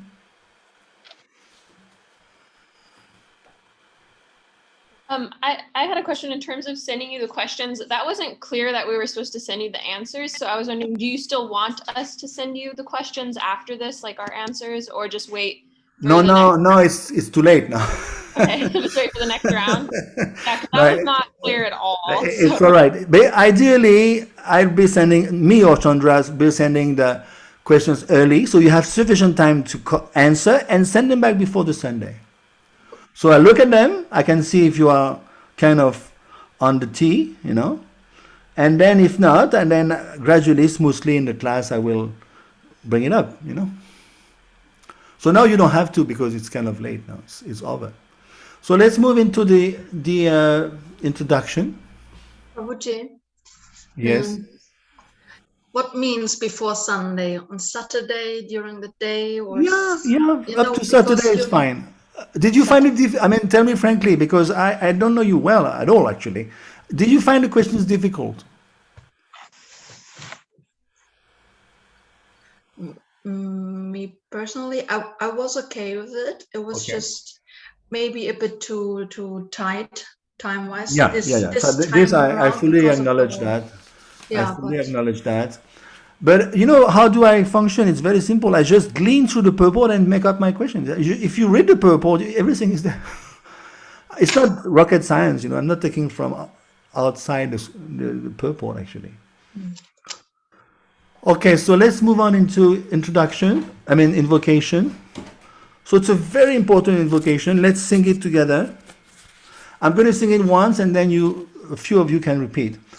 Om Purnam Adab Purnamidam Purnat Purnamudachyate Purnasya Purnamadaya Purnameva Vashishyate. Okay, you please try now. Om Purnamada Purnamidam Purnamudachyate Purnasya Purnamadaya Purnameva Vasishyate. Wonderful. Next, one or two, we just, if you want to revel in Sanskrit sound. Anyway, we don't have to, if you don't want to sing, it's fine. So my first question is, first of all, this is very important shlok. Shlok means verse. It's pertaining to many Upanishad. Many Upanishad. I just remember, it comes to mind, we didn't sing Om Sahana Bhavatu. Next time, remind me, we'll sing it along before the class. I forgot today. I sent you the sheet, but we didn't sing it. Remind me next time. So here, Om Purnamada Purnamidam, it's very important shlok. It comes in many Upanishads. Extremely auspicious. So I told you, first of all, let's hear the translation, perhaps from Karuna Kishori.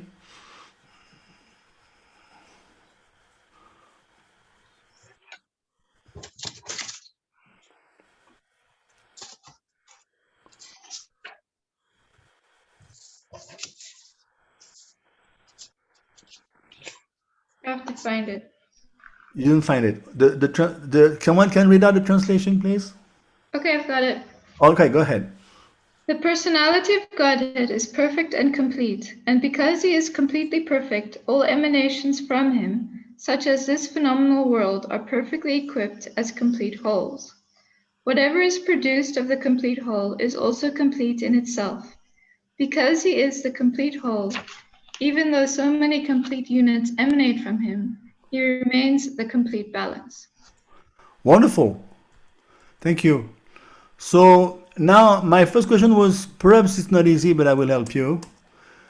How do you break down the Sanskrit in order to make out for the three entities, the three units? He's talking about three units here. Can you decipher, or can you identify the Sanskrit according to the three units?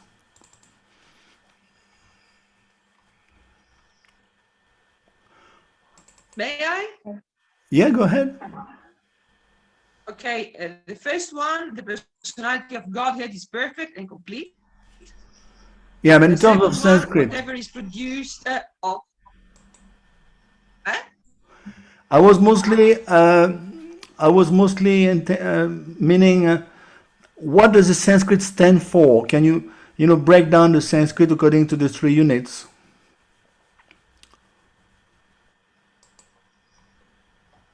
I didn't get that. Okay, so I will help you.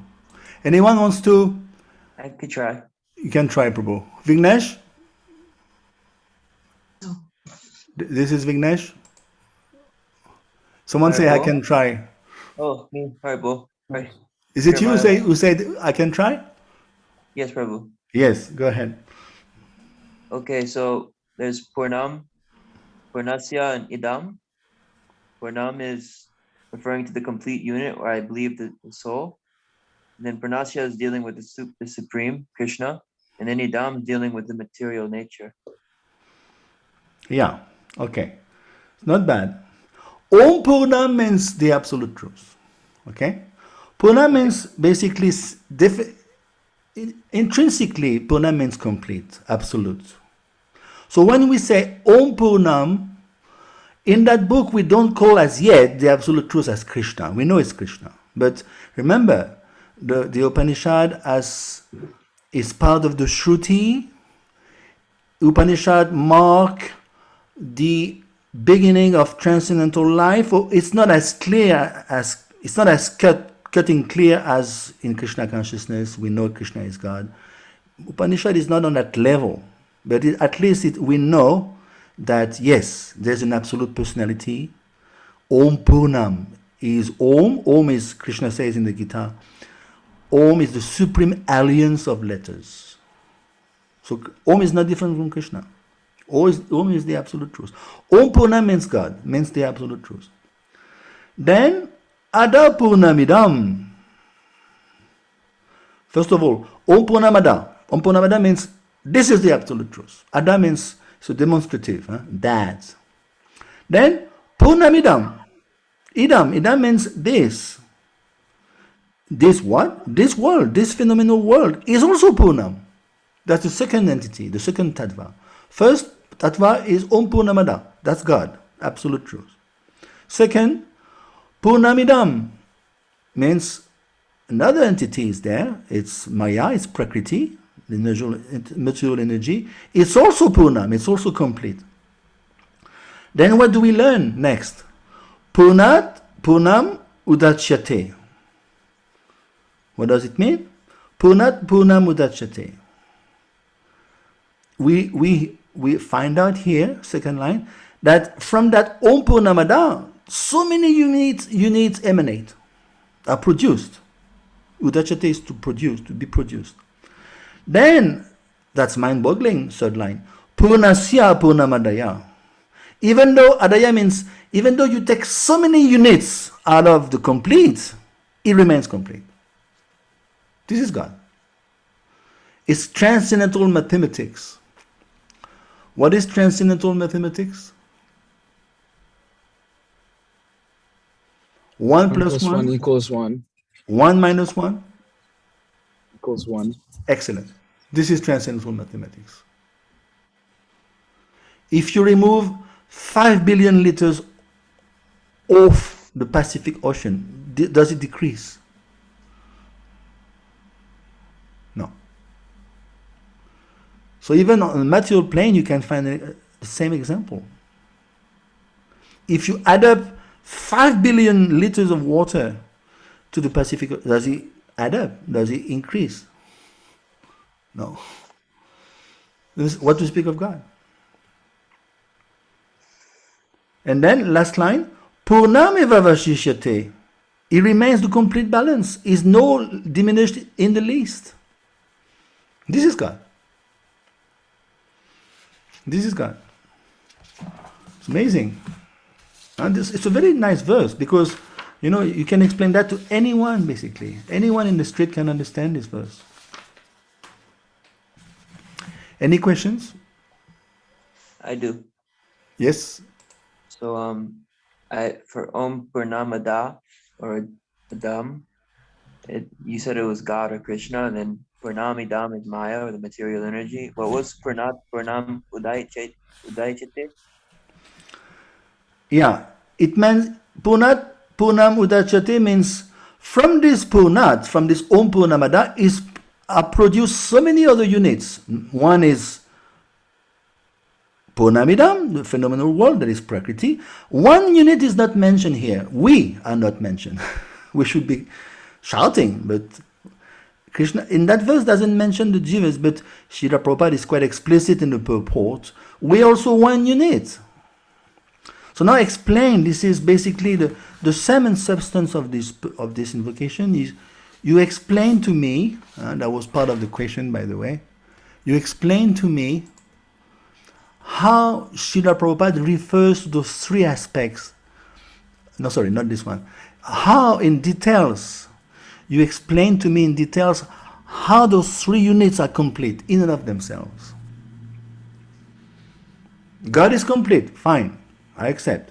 Now you're saying Purnamidam is complete, the world is complete. Please explain that also. Now the Jivatma, we are distinct living entities. We are complete. Please explain that. We are meant to be complete. How come we're not complete? What's wrong? How come people are not happy? How come we feel unfulfilled, incomplete?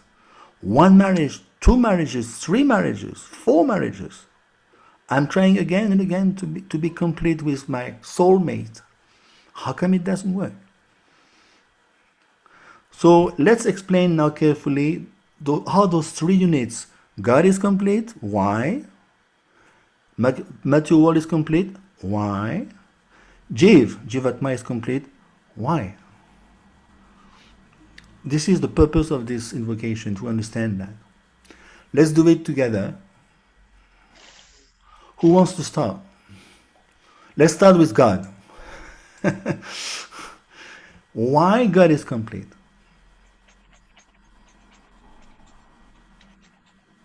I mean, you just have to refer to the purport. I assume that you've been reading the purport. I mean, Yes, God is absolute. And sorry? because Krishna, God is absolute. Who is speaking? Golokananda. Okay.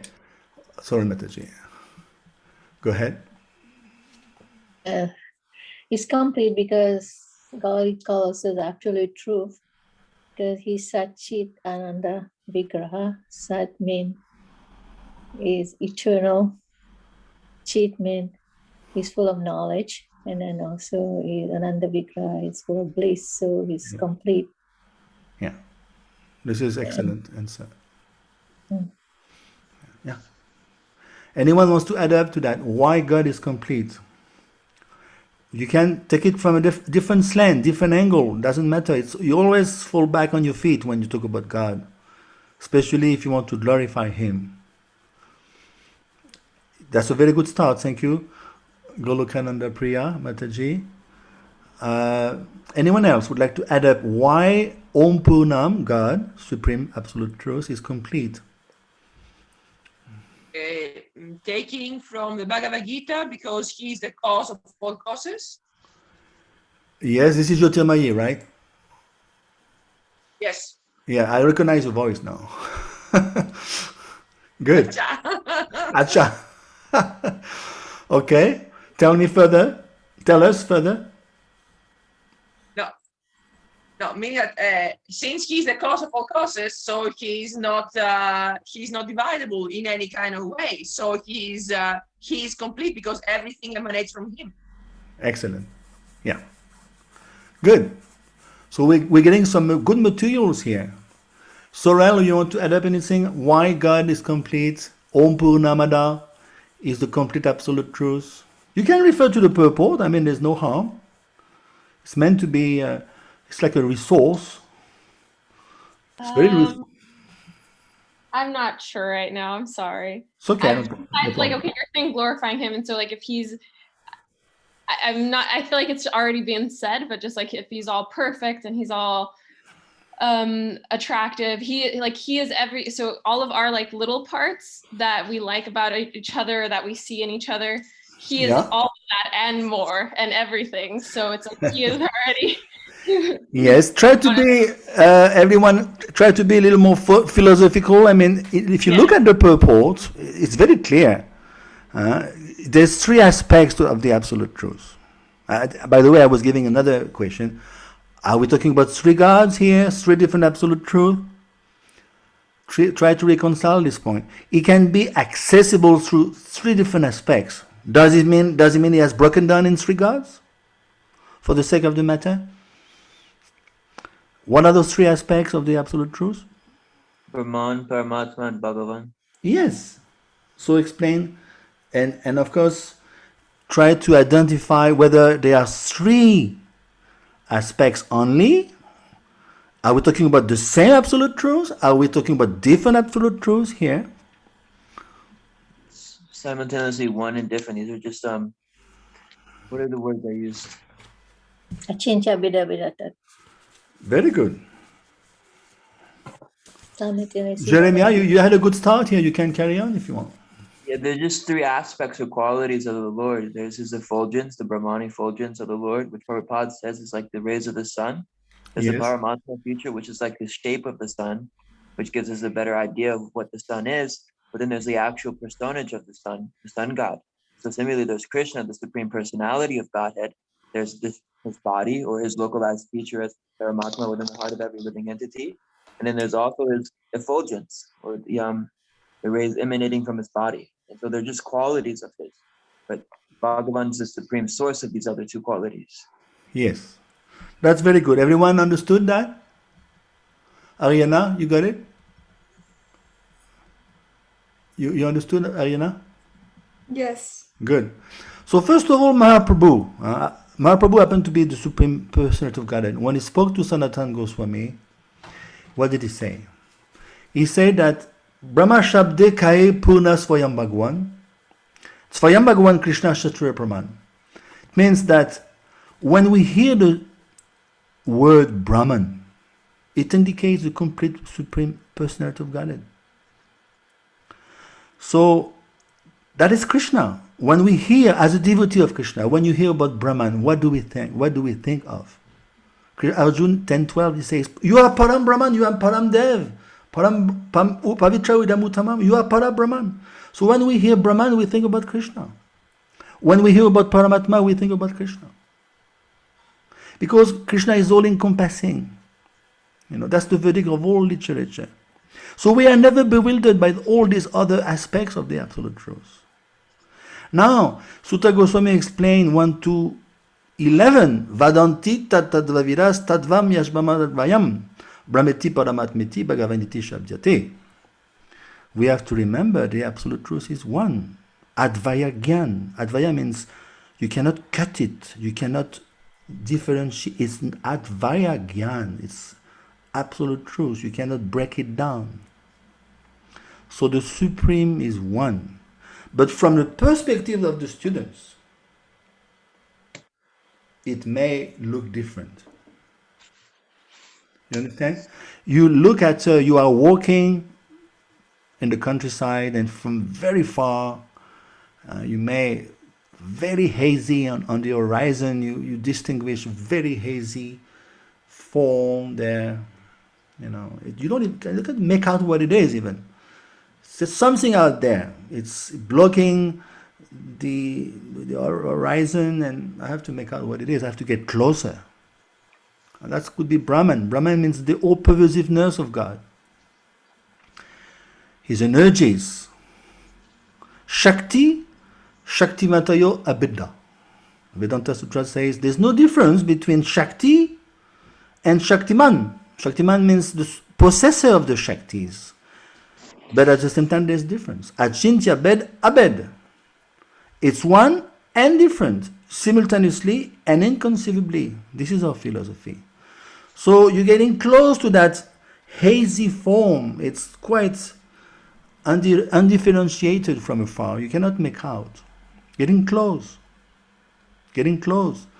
And then finally you can make out, oh yes, it's a hill. It's a hill. I can see it's a hill. So you have localized the object to be identified. It's a hill. So in the same way, the Paramatmavadis, the yogis, they're no more concerned with the all-pervasiveness of God. They want to localize Akilatma Bhuta. Yes, he's into everyone's heart. Let me meditate on him. That's tricky. They may also want to merge within him, but if they're lucky, 628, they want to visualize him, and when they see God in the heart, they become pure devotee on the spot because they have seen God. That's the yogis, Paramatma. They want to localize the aspect of God in everyone's heart. Okay? So just like if you see millions of coins thrown at the bottom of a swimming pool, and the sun is reflecting on those coins, is there millions of suns? There's one sun only, but it's reflecting. It's reflecting on all the coins at the bottom of the pool. In the same way, God is one, Paramatma is one, but it's reflecting on everyone's heart, in everyone's heart. So that's the second aspect. Now you get closer to the hill, and then, wow, it's amazing. There's life on this hill. There's houses, there's people living there, cars, shops. It's happening. It's mingling. It's boiling with activities. So in the same way, you get closer to the spiritual world. You enter the spiritual world. You enter the sun, like this Jeremiah used to say. You enter the sun. There's life in the sun. Do you know there's people in the sun living? Do you know that? Do you think the sun is vacant? There's people living within the sun. They have a fiery body. As simple as that. So when you go back to the spiritual world, you have a spiritual body. It's a Bhagavan realization. Yes. Now we will discuss in Śri Isopanishad 15. Hirayan mena patrena satya syapaitom mukam. Remove your dazzling effulgence, Krishna, please. I want to see you face to face. Remove your dazzling effulgence. So devotee is not bewildered. People may be stopping on the way. Oh, yes, this is the energy of God. That's good enough. This is God. Heat and light. The sun today is very sunny in France. Sun is coming here. It's very warm. It's shiny with light. Does it mean the sun disk is in my room? Sun disk is 145 million miles from here. But it's energy. I've come all the way to here. So in the same way, Parasya Shakti Vivedeva Shuyate Svabhaviki Gyanabala Kriyacha. His energies are multifarious. They are expanding everywhere. But he himself is in Golok. And he can access to all, because Jnana Bala Kriya is getting Gyan Bala Kriya by dint of his multifarious differentiated energy. We are also energy, by the way. We are Paraprakriti. So, through us, also he can act if we are willing to do so. Is that clear? Yes. Any questions on this one? So we were discussing about, again, the topic at hand here is the three aspects. We are trying to explain how those three units are complete in and of themselves. Then we started off with Krishna. At this stage we call him Om Purnam. Is complete. Why? We have been hearing from you people that he's got Satchitananda Vigraha, he has all the energies, he's accessible in three different aspects: Brahman, Paramatma, Bhagwan. So he's complete, yes. Granted. Now, why Ada Purnamidam?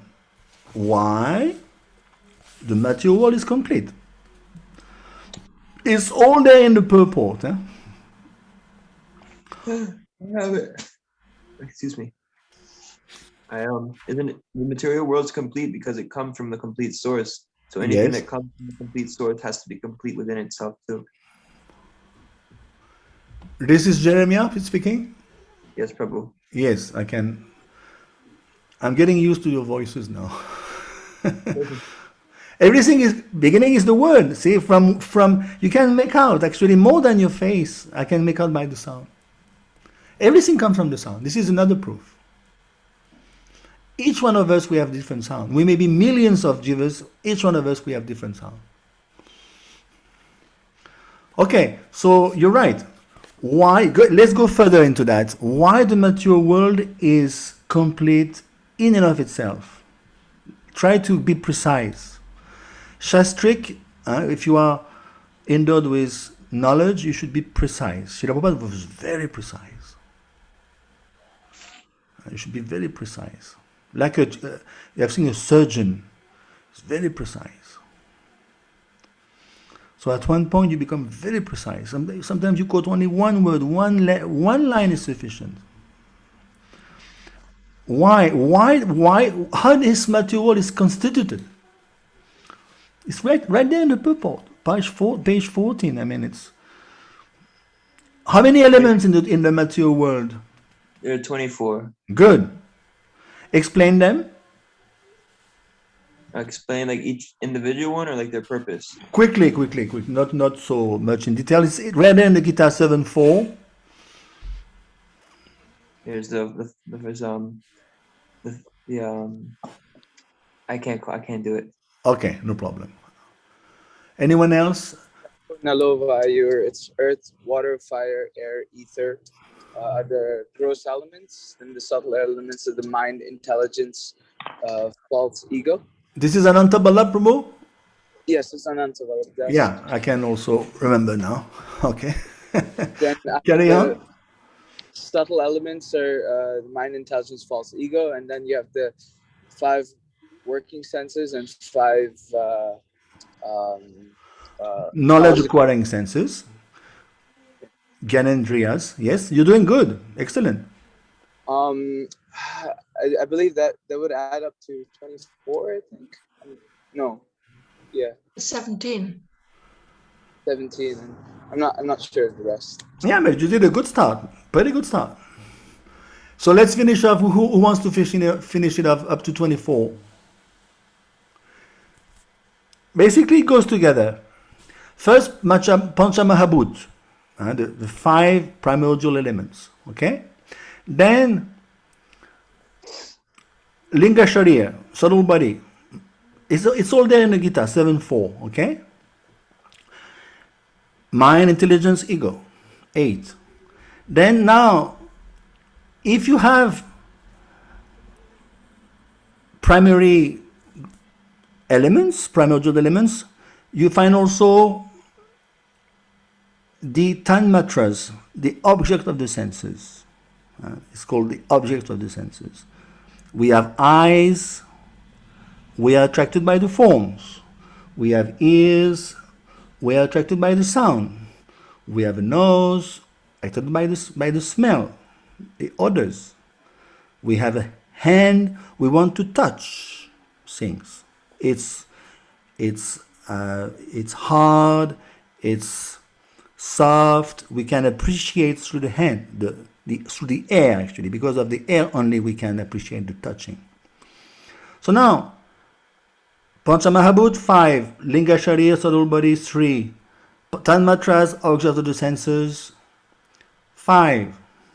Now it was quoted by Anantaballabh. What did he say? We have Kamendriya. Kamendriya means the active organs. We have legs, we have hands, genitals, evacuation also.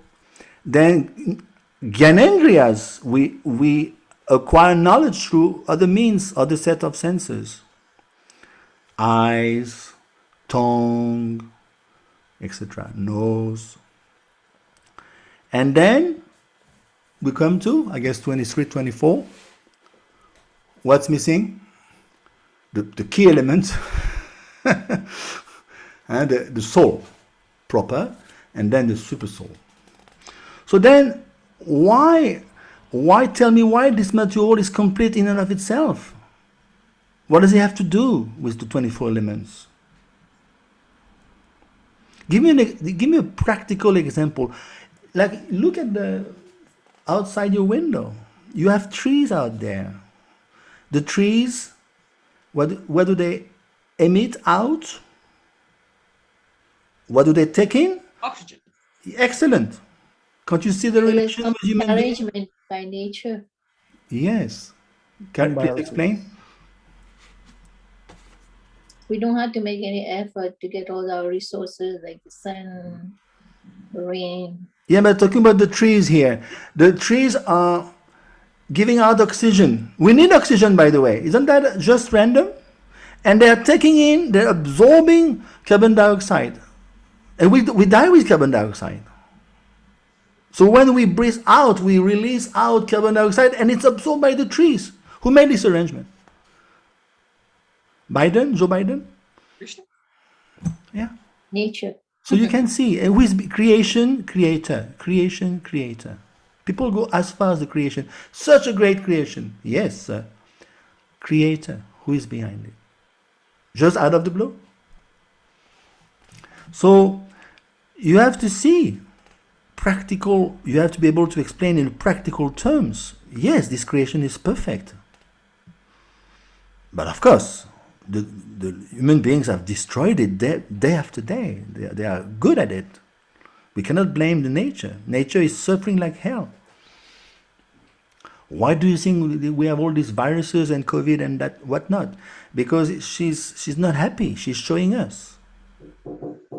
We misbehaved so badly for centuries. So 24 elements are there. Even though it's a temporary manifestation, okay, it's vyakta, avyakta, it's manifested, non-manifested, manifested, non-manifested, on and on. It's an endless cycle. It's a binary, endless cycle. But it produces everything.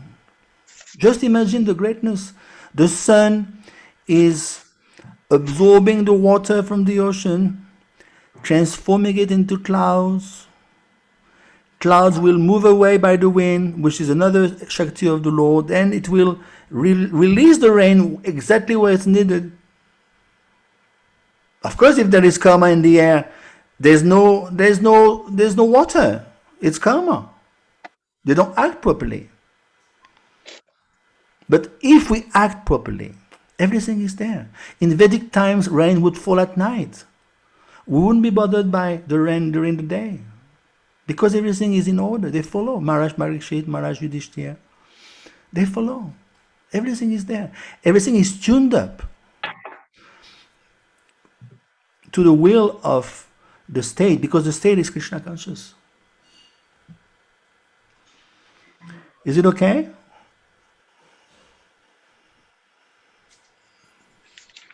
Vignesh? You want to add up anything? Yes, Prabhu. Even from the point of view of the purpose of the world, like some people may say ki, this a lot of evil tendencies in the world as well. So how it can be complete in that sense. But if you see the purpose of this world, by that point of view, the world has all the facility to get us closer to God. Yes. If we give back to Caesar, there's a saying, give back to Caesar what belongs to Caesar. Caesar used to be the greatest emperor in those days. So give everything back to him. We're going to discuss very soon in Shri Show. Ishavasyamidam sarvam yatkicham jagadat jagat tena chaktina bungida magrida kasyas vidana. Just take your share, just take your quota. You have 5 kids, okay? You have more than the other guy, he's got only 1 kid. Krishna knows. Just take your quota. But he's in charge of everything, animate or inanimate. Take your quota. You're entitled to your quota. Krishna is not a fool, he knows. He needs certain quota in life. So everything is there, provided by the Lord. Even though it's a ungrata, we say in Latin. It's not a good place to live, to start with. But Krishna is so kind. He has made the place comfortable, even though we are walking away from him. We are a wayward living entity, yet he has made the place safe and self-sustainable, even though we are rascals. And then people say, well, God is not nice. He has killed my brother at war. See? People don't have the knowledge, so you have to become equipped with understanding and pass on the knowledge. Krishna is so kind. Is concerned that we are rotting in this world? Did he canvass that we came here in the first place? No. We walked away, just like you slap the door on your parents when you're a kid or a teenager. Are the parents going to forget about you? No. Where is he? Where is she? Can I help you? Do you need money? So this is exactly what happens. This world is rolling nicely, smoothly, for the sake of reforming the living entity. Look at the sentence of Srila Prabhupada here. No other unit in the universe need make an extraneous effort to try to maintain the universe. But we are so rascal. We are trying to go against the grain. We're going backwards. We're not making the nature, we're not facilitating the nature. We haven't understood the plan of the Lord. People don't understand. They are big leaders, statesmen. They are not tuned up to the will of, so they suffer like hell. It's gonna get worse. They don't want to listen. There's a price to pay. Everything has been organized smoothly. Now let's discuss about the Jivatma. We are Jivatmas. We are distinct soul. I'll never be you, you'll never be me. We'll never be Krishna. We are distinct, life after life. You may be a frog, you may be a giraffe, you are still distinct from the other giraffe. We are called Jivatma. Why? The Jivatma unit is complete in and of itself. Please explain.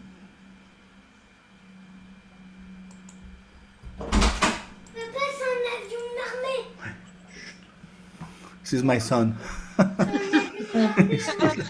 The jiva is complete because we are part and parcel of the Supreme Personality of Godhead, Krishna. So just being part and parcel got all the qualities of Krishna. Exactly. In quality, not in quantities. Yes, as simple as that. If we tune up ourselves to the will of the Lord, if we conduct ourselves as devotees, or at least we're trying, we're not expert, we're not perfect, but we're trying our level best, then gradually we are going to be given by Lord Krishna all the facilities to have a nice sojourn on this planet and then move on and move back to the spiritual world. That's the proper path. We are meant to go out, but at the same time, while doing so, we are given nice facilities. Krishna says in the Gita, I provide what he needs and I protect what he has. We are never the loser, but provided we tune up to his will, we act properly. If we misapply our free will, misuse, there's a price to pay.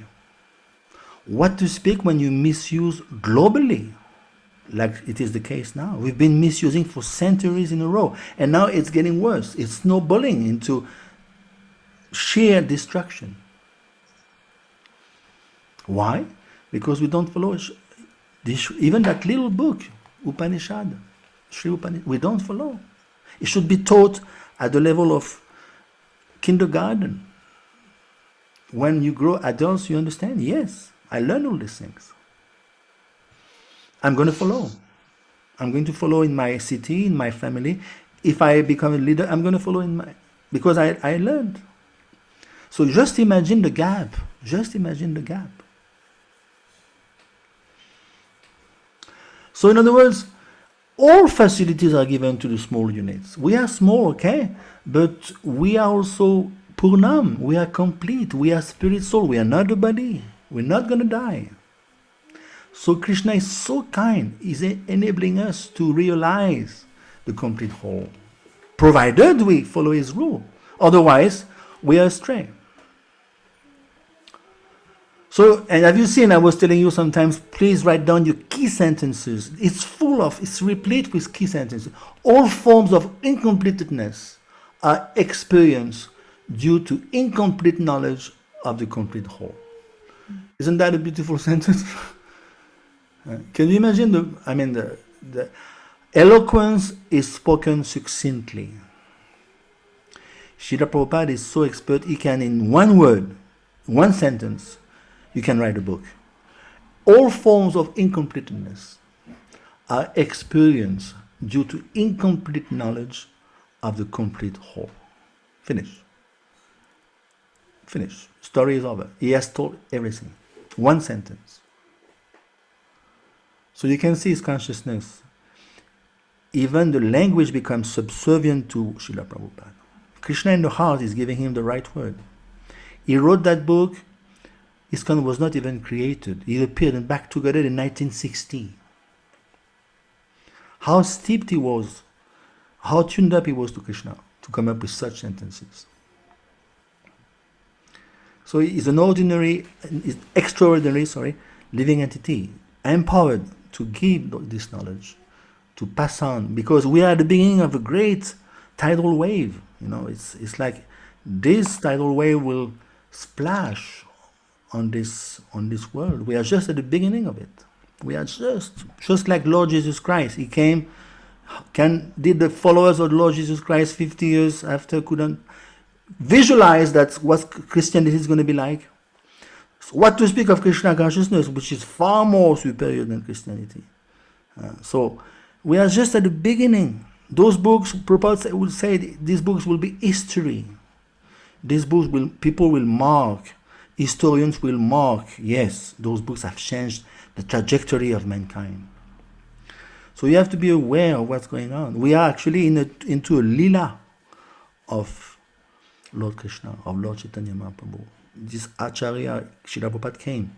What he's doing is unheard of. He's changing the destination of mankind. It's going to take some time, but it's happening. Because of these books, people have to read. You have to teach those books. You have to tell others. Where can you find such books? Okay, so did you understand how the Jivatma is complete in and of itself? Is that clear, Ariana? Yes. So basically we are at the end of it, because let me see if I had other questions. I don't want to overlap too much. Yes, I was at the end of the question. Basically, I was saying, think of a time from a personal experience when you felt complete, when you felt incomplete. These are personal things, but if you want to share, then we'll stop it there. You know, I mean, there's many examples, and we feel incomplete, disconnected, just like a hand. If you have a hand is disconnected from the body, it looks ugly, by the way. Just like a screw fall off from the machine, it's useless. But if it is connected, screwed in the machine, then it's got its purpose. Any questions? Sorel, is it okay? Jacob? Fine? Let me see if everyone is on board. Ariana, you okay? And this is, just imagine you're stepping into a big world. You are already into the world, but it's a matter of awareness. We're extremely fortunate. Extremely fortunate. You are connected to the absolute truth. These books are, have you seen a flow? I've never seen a flow in those books in 35 years. Just challenge everyone, lend him the book. Find the flow, sir. Is there anything wrong? Something which doesn't make sense? No. It's absolute truth. So what's keeping us from advancing towards this absolute truth is because we are foolishly attached to petty things, insignificant things. But of course, it's easy to say, but unless and until we have found a better taste, then we remain still attached. Habits, petty habits. So it's just a matter of indulging more into it, turning the fire a little bit more. So this is a good class. This is a good course for you. You help me, I help you. This is Krishna consciousness. And feel free to, again, around yourself, you can start telling others, even organize groups, study groups together. Don't think, oh, I'm not qualified. No. Whatever you know, give it to others. Hare Krishna. I'll stop here. Sorry, I overlapped a I had little a bit. question. Yes. Ananta I don't know if, Ballabh, right? yes, I know. I don't know if I'm over analyzing it, but it seems that so in the three aspects, we first analyzed the absolute truth's completeness, and then we analyzed the phenomenal world's completeness, and then the jiva's completeness. It seems when Prabhupada was commenting on the phenomenal world's completeness, he explained about how the world is complete on its own self, like its own nature. There needs to be the material nature or the phenomenal world needs to be connected to Krishna. That's how it exists. But he didn't explain that much of why the jiva is complete on its own nature. But he does mention that in order for it to feel complete, it needs to be connected to Krishna. But not much of by its own nature how it is complete. So let me rephrase it. You're saying Srila Prabhupada didn't explain why we are disconnected from Krishna in the first place? No, I was trying to think of it as so how, in the purport it says that for example, for the phenomenal world, it says no other unit in the universe is needed to make extraneous effort to try to maintain the universe, which shows the completeness of the Yes. phenomenal world.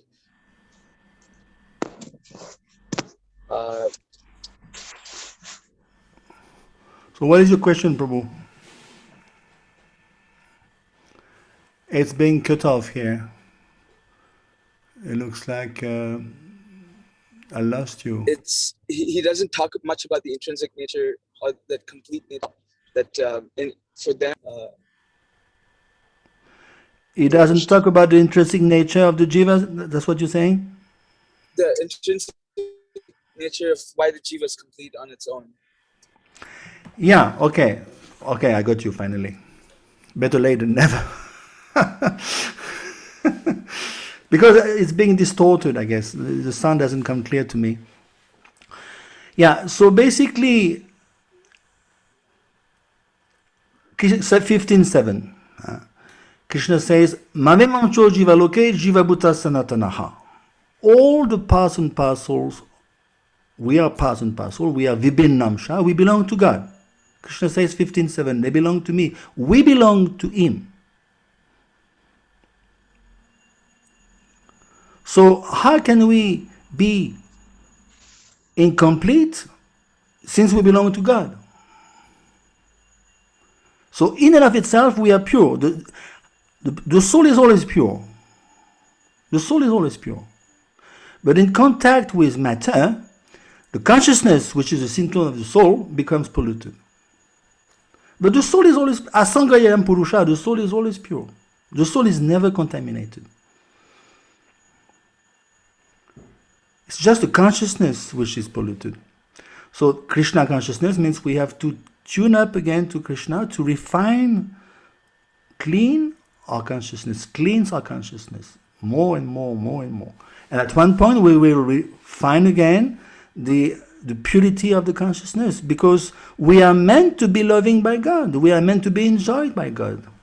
That's all. We are manufactured like that. The soul, we are para prakriti. We are prakriti. Prakriti means we are subordinate. Prakriti means subordinate. We are not purush. Purush is Krishna.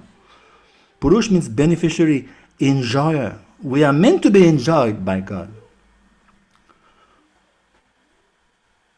So we are manufactured like that. But we have an infinite free will. No, sorry. I want to enjoy myself. Okay. Please come down in this sand yard, like backyard, material world, and try to enjoy. Try, give it a try. I want another life to try further. Yes, no problem.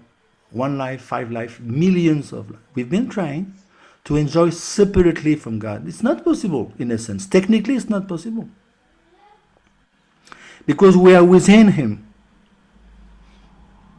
We're expansion of Him. Tiny expansion, just like sparks off the fire.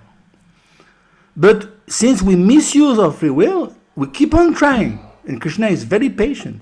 And still is providing. Nityo nityanam shetana shetananam eko baunam yovidadati. Come on. He provides air. He provides food in the plate. All this food is coming from the gross natural resources of nature. But He provides everything. He provides our clothes. He provides our intelligence. Krishna says, I'm the aptitude in the being, in man, in woman. I'm the aptitude. He is behind everything.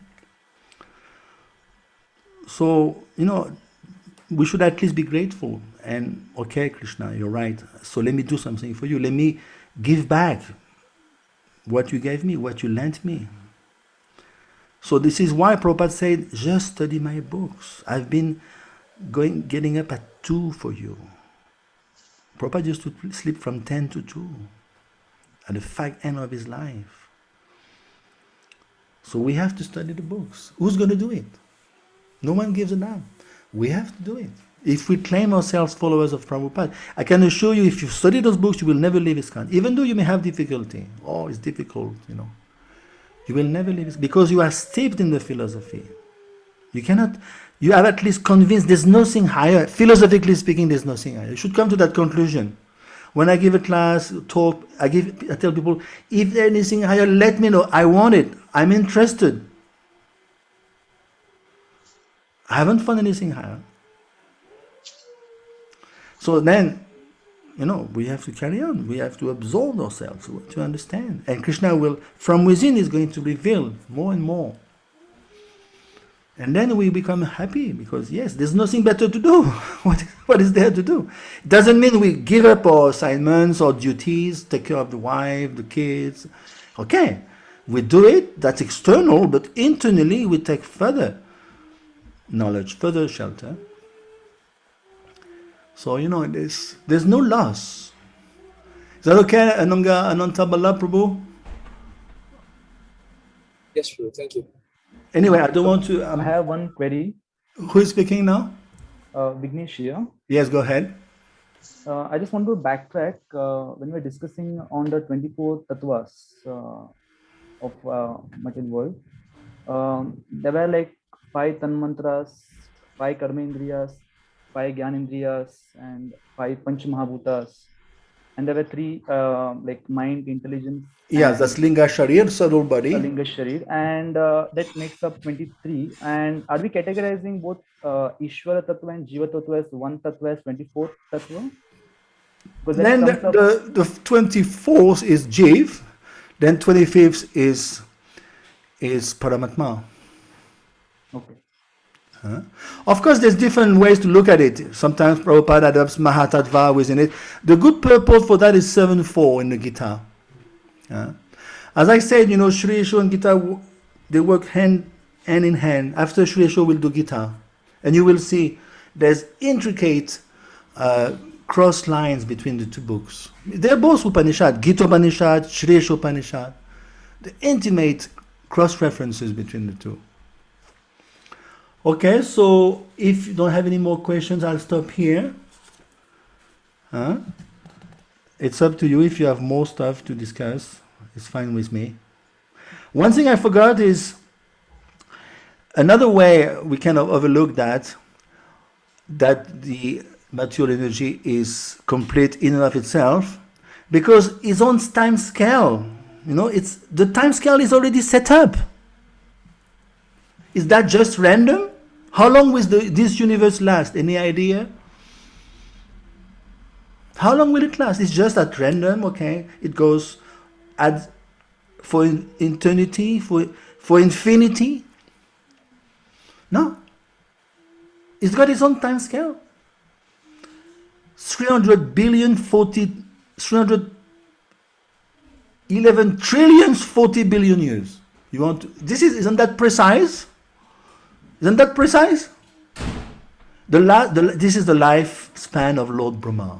300 trillions, 40 billion years. And we can even tell you that Lord Brahma is 52 now. We are about 152 or so trillion years into his life. But it's going to come to an end. And at the scale, on the level of Mahavishnu, 3rd canto, Srimad Bhagavatam, on the level of Mahavishnu, is just glancing on Pradhan and then casting away his glance. This is a few tenths of a second. The whole gamut of creation and resorption is a few seconds, a few fraction of a second for Mahavishnu. And Mahavishnu is just a kala, an expansion of an expansion of an expansion of an expansion of Lord Krishna. So we're dealing with the Supreme Personality of Godhead. We are totally kept hidden in a tiny, tiny portion of the universe. We are in limbo somewhere. Krishna wants us back. He's giving us all the knowledge. Please, we have one life only. You can do it in one life. Bhaktivinoda Thakur used to say, you've been given millions of lives to Maya. Just give one life to Krishna. And you draw the conclusion on your deathbed. You draw the conclusion not now, not after 20 years, 30 years, 40 years. When you die, you draw the conclusion. Was I right? Was it a good choice? At least one life. Then you will see the difference. Where are you going next? You're going back to Krishna. As simple as that. So this time scale of the universe is fixed by the energy of the Lord. Everything is there.